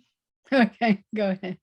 But it's a question maybe because of the two decades that you've been with Toastmasters, and I saw that you took so many roles as volunteer with the organization. Yes. So what keeps you going? What makes you want to volunteer at Toastmasters? Well, during my day job is with computers, it's all inanimate objects, and I love meeting people and talking to people, and being here in the Northeast in America. You have people from all over the world here, so it's really a lot of fun. My company believes in diversity. My club has people from everywhere. And so I truly enjoy the Toastmasters experience of meeting people. And no matter which role you take, there's training. They explain to you how to do the job. Plus, there are people to help. So if the first person doesn't help you, ask the next person. And like I said, when I came to this country, maybe it's my Asian upbringing, I found it very difficult to speak. The average American speaks with such confidence. And so I would be so quiet in my meetings. Initially, I thought I was showing respect and being quiet. You know, they're all senior people. They know more than me. And my boss called me outside. He's like, do you understand what's going on? You don't say anything. And I'm like, no, I understand. But it was not easy to speak. But after Toastmasters, it was so much easier. And I realized it was such a benefit to me. I would like even more people to benefit from this. And so I speak up about this. And I'm happy to see so many more women taking up Toastmasters because it really helps. And I truly believe in this. Thank you, Radhi. And yeah, I agree with you. I think we have one more question. Maybe we can take one more question, Tuana. Is it okay? Dilek, do you have a question? No, David. Oh, okay. So it was just the hand. Yeah. So I just want to put the reaction, apologize. Apologize. Yeah, sorry, I put the wrong one. No worries, Dilek. Thank you. Thank you very much, Radhi, for joining us this evening. Thank you so much, and good luck. Thank you. And so now I'd like to move on to our next presenter, who is in fact also still, I think, until the end of this month or next month, she's still our acting district director of District 109. This is Lilian Shaftakola. I hope I pronounced your last name correctly, Lilian. And she has also been a member of Toastmasters for a long time, for more than 2 decades, since 2000. And she's a huge fan of Toastmasters. And she's working professionally in the banking industry as a risk manager. And she's also going to be giving us a speech this evening in regards to leadership. So with your applause, I'd like to call Lilian to the stage. Thank you, David. Am I able to share my screen? No. Could I share my screen, please? Yes. Now I can, thank you. Just give me 1 second.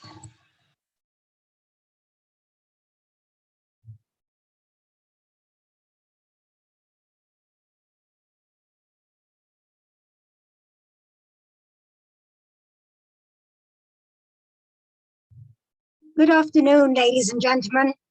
It's great being here with you. I wanted to start with a question, though. How many of you have never, ever been in a conflict? Can you write in the chat the word never if you've never been in a conflict?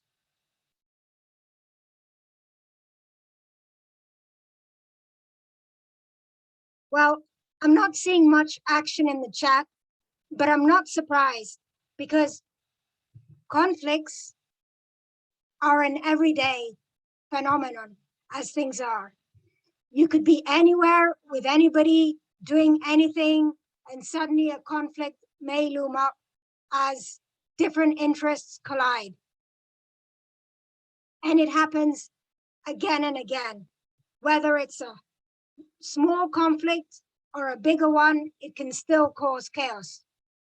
Now, I consider myself lucky because I was one of those quiet people. I kept myself to myself at school, at university, and I never had to really face anything serious. So I thought all the people talking about conflicts were just talking nonsense. And then I started out on my professional life, and boom, overnight, everything changed. You see, as was mentioned before, I was working as a risk manager at a bank. My role was to reject loan applications if they were too risky. So in good faith, I started reject, reject, reject. And suddenly I had all these people yelling at me, screaming, threatening me, because of course I was blocking our commercial entity from doing business. And I was shocked. I said, what's happening with everybody? Why? I'm just doing my job. So since I felt so confused, how do you think I reacted to this conflict situation? I took the flight stance. That's a very passive stance. It's when you don't want to get involved. So you ignore the situation or you even hide from it. You pretend it's not happening.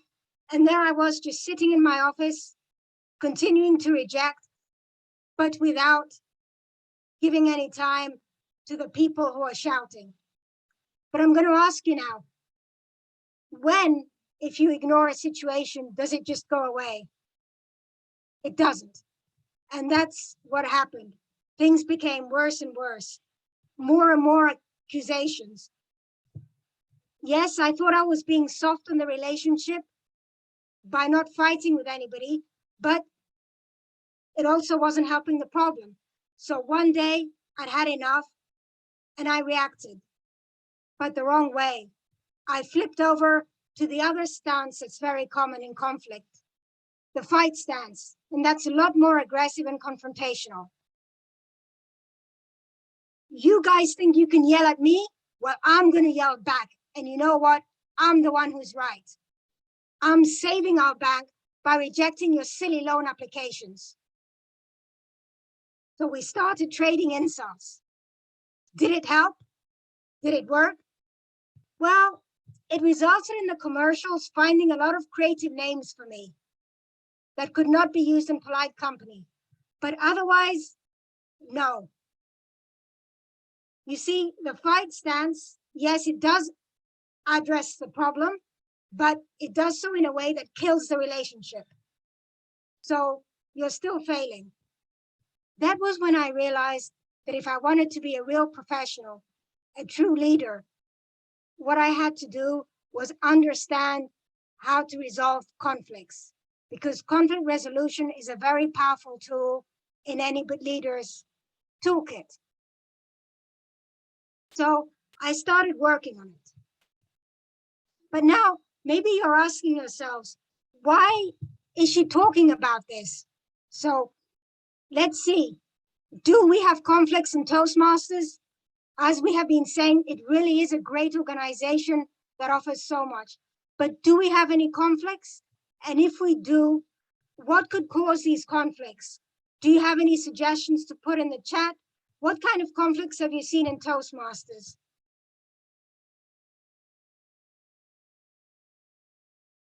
Just put some ideas in the chat where you've seen conflict situations in Toastmasters.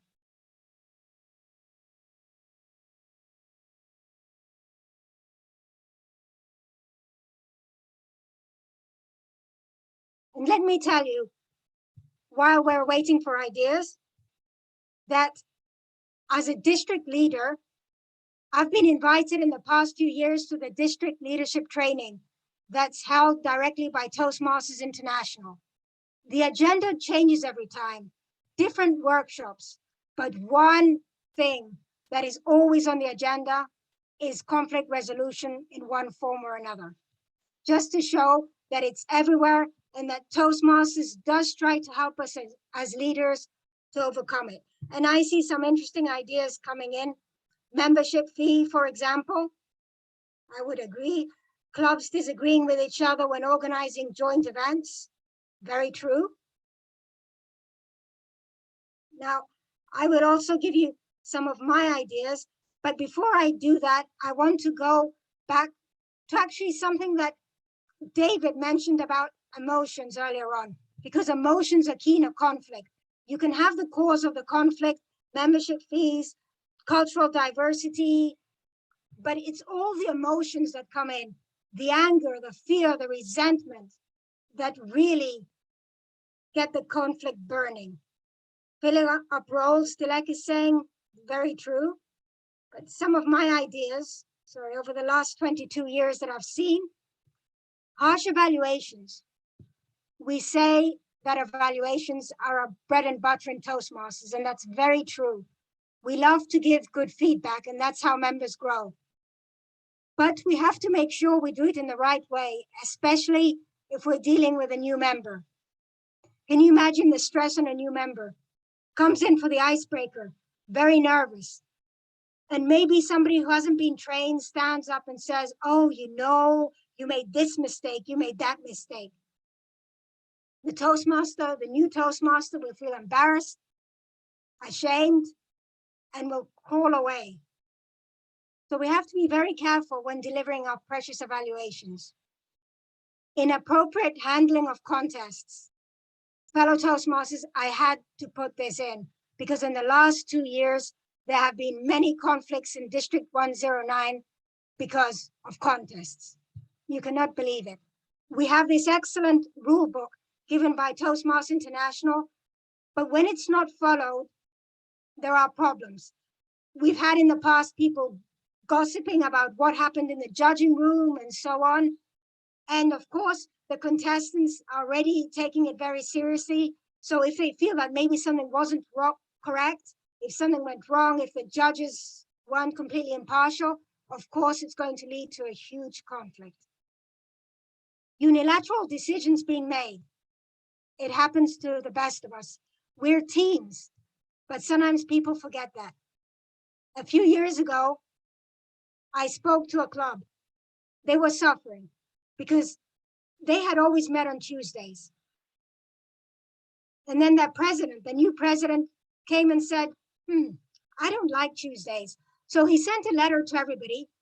Dear members, it has been decided that from now on, we will meet on Thursdays. How do you think the members felt? Ignored, frustrated, angry. Some of them had built the schedule around Tuesday.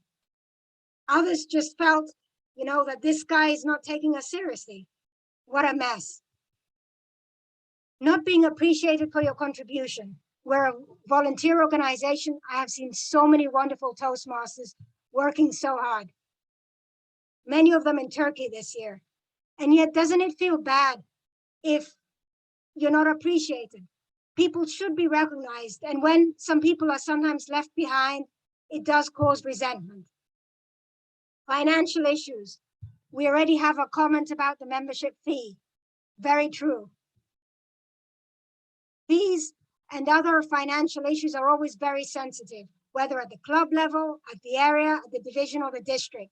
And if people feel they're treated unfairly, the fees are too high in one club, or the district is not reimbursing certain events that it promised to, there's going to be anger. And I'll just talk generally about rude, insensitive behavior of fellow members. Even as Toastmasters, we see this.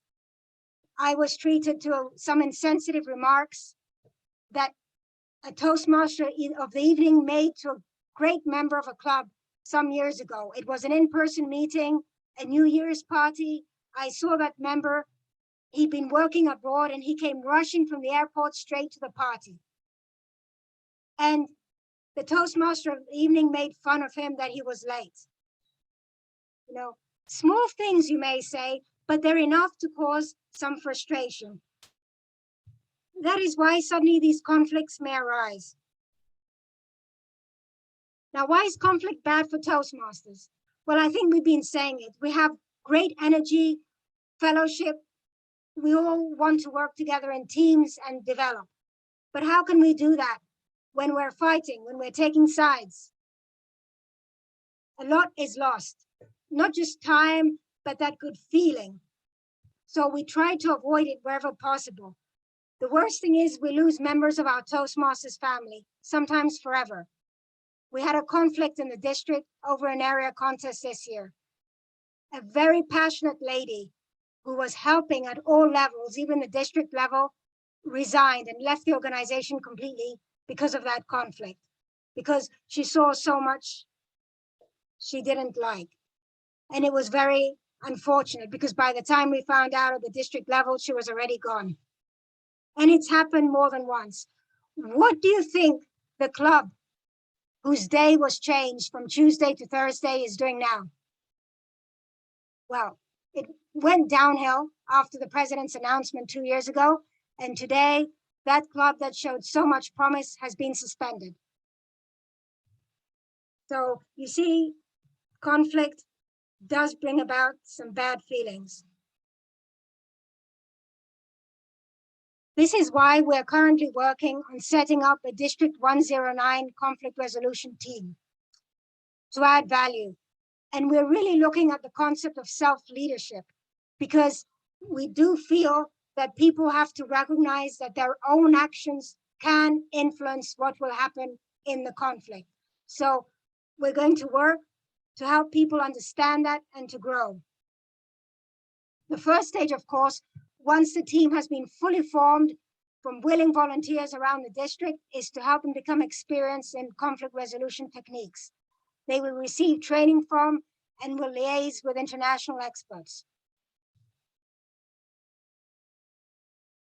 They will see how to best help our members in conflict. For example, they will learn ways to quickly assess whether the members in conflict are in fight or in flight mode. And sometimes you see the two warring parties, let's say, both in fight, and there's a big mess and they're shouting and they're yelling and emails, and you can tell. There are times when they're both in flight. So if something happens, it may be two clubs, as was mentioned, organizing an event, they fight over something, they just don't speak anymore. Communication is gone, which is very sad in Toastmasters. But the most common setup is one party in fight and one in flight. So one party tends to be more aggressive. They shout, they send emails, they complain to me as a district director, and the other party just keeps quiet. And when I go to speak to them and ask them if they feel there's a problem, they say, no, we did what we felt we had to do, and now we're just going to continue our life. And that also has a problem, as we said before, because it won't allow the conflict to close. So it's important to assess what the members are feeling and then to work them to help them manage their emotions, those all important emotions. Because until people start calming down and giving the other person the benefit of the doubt, we will not get anywhere. And here I'll share a secret with you. I often used to get very emotional when receiving emails, because I would receive a lot of emails as a district leader, not just this year, but in previous years. And when I was the administration manager as well of the district some years ago, you know, some long complaining emails, which I knew to be quite unfair. They'd be attacking people without knowing the whole story. What do you think I do? I immediately write back. That's good, right? Well, it depends. It's fine to write back immediately, but should I push send? Experience has told me no. The first few times I would write something and send it, and there would be an explosion. Why? Because my emotions at that point would be out of control. I just read an email that attacked me, that attacked my team, that said something I did not believe in. So I would immediately rush to defend, sometimes harshly. So what I do now, I still write the email as a way of letting my emotions out, but I don't push send. I put it in the draft box and I go for a walk. I have a coffee. I go to another meeting and I let it simmer and simmer. Depends on how long. And then I go back to it when I'm feeling somewhat calmer. I'm still angry. Okay, there's an issue there that has to be resolved, but I'm calmer. And usually I will read my draft and say, my God, if I had sent that, there would have been an explosion for sure. Always, every time. I have about 50 or 60 draft emails that will never be sent sitting in my inbox over the last 3 years. So what I do instead when I'm calmer, I write another email, much softer, acknowledging that I don't agree with that person, but also saying I want to understand them. And usually I try to meet them over Zoom in most cases. And that has a much higher success rate because when people see that, okay, the other person is willing to meet with you, is willing to speak, seems to care, they'll try and meet you halfway. And this is where both parties can start speaking openly with each other and trying to see the situation through each other's eyes. The other thing is they need to understand, of course, how to use active listening techniques. And I saw David before mention about posture, how you should sit and how you should nod, maybe say, ask some valid open questions. Make the other person feel that you're not just sitting there waiting for him to finish so that you can say what you have to say. Make them feel that you really care about their point of view. Then you should advise people to avoid threatening language or gestures. Leaning forward, frowning, shaking your head, maybe even touching the other person if they're really upset will not work. And don't use expressions such as don't, you shouldn't have. Calm, quietly, gentle phrases. Let the other person know you're willing to meet them halfway. Often it will work miracles. And finally, the most important, by building on all this, the aim is to go for a win-win solution wherever possible. And I want to ask you now, are win-win and compromise the same thing? Because many times when two people are in conflict, somebody will say, hey, let's compromise. So what do you think? Yes or no in the chat? Are win-win and compromise the same?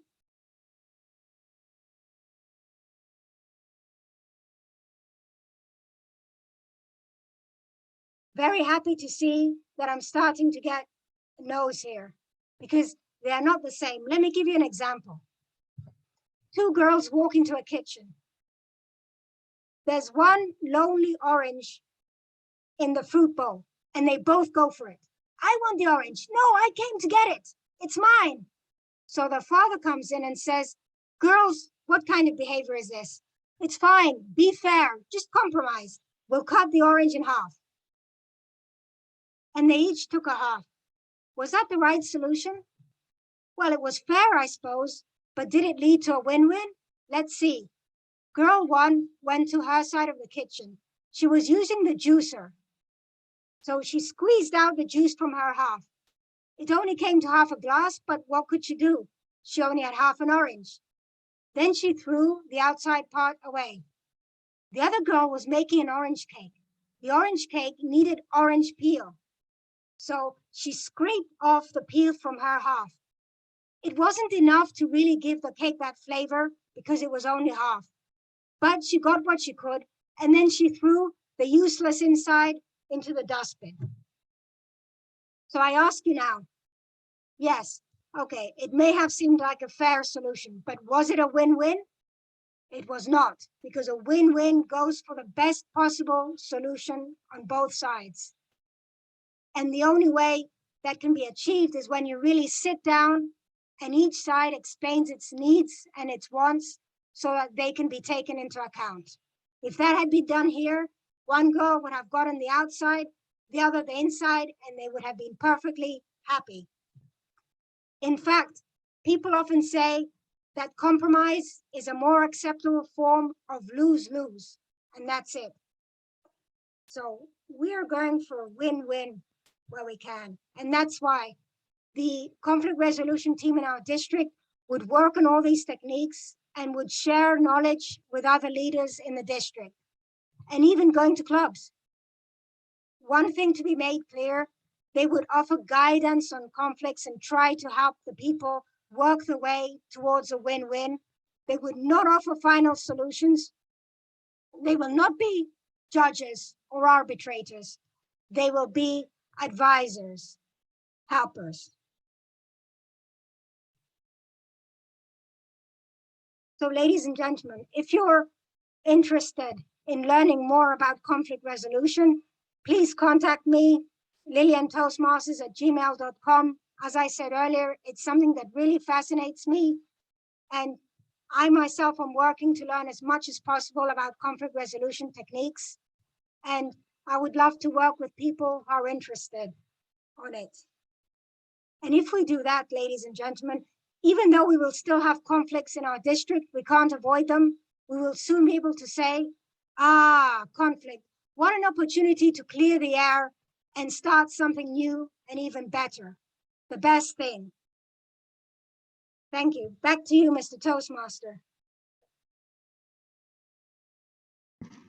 Thank you. Thank you very much for sharing this, Lilian. I mean, I think you're right. With this conflict, it takes practice, and I agree with one thing you said, taking a pause, because I have the same situation. There were many, I think the last year, there were also at least 10 or 20 times, I remember now, where I wanted to write a very upset, sharp email, and I decided to just wait. And then I was glad that I waited, because in the meantime, I understood, I learned, I got more information by waiting. So just waiting, maybe it's a very good practice to get to really understand. But yeah, thank you very much. And let's, if you have time, Lilian, do you have time to take a few questions? Yes, of course. Okay, Jana, would you like to manage the Q&A session? Sure. If you have any questions, you can write to me.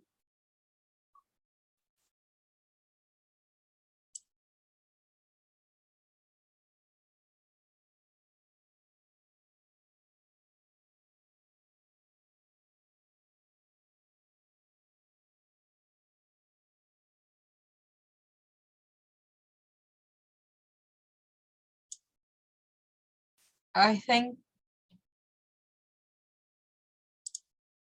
I can put my mail in the chat. Let me put my mail in the chat. So yeah, if anybody wants, you can always contact me later. I'm always available. And also Meltem and Twana know how to find me. So if you don't get my mail now, you can talk to Meltem or Twana. I have one question, David. Yeah, go ahead, Meltem. Lilian, you mentioned one case during the contest, the lady, because of, if we have a chance to change the past, what could be the possible thing? Did I ask? Yeah, okay. Yeah. This is something we've gone over a lot. Unfortunately, the district only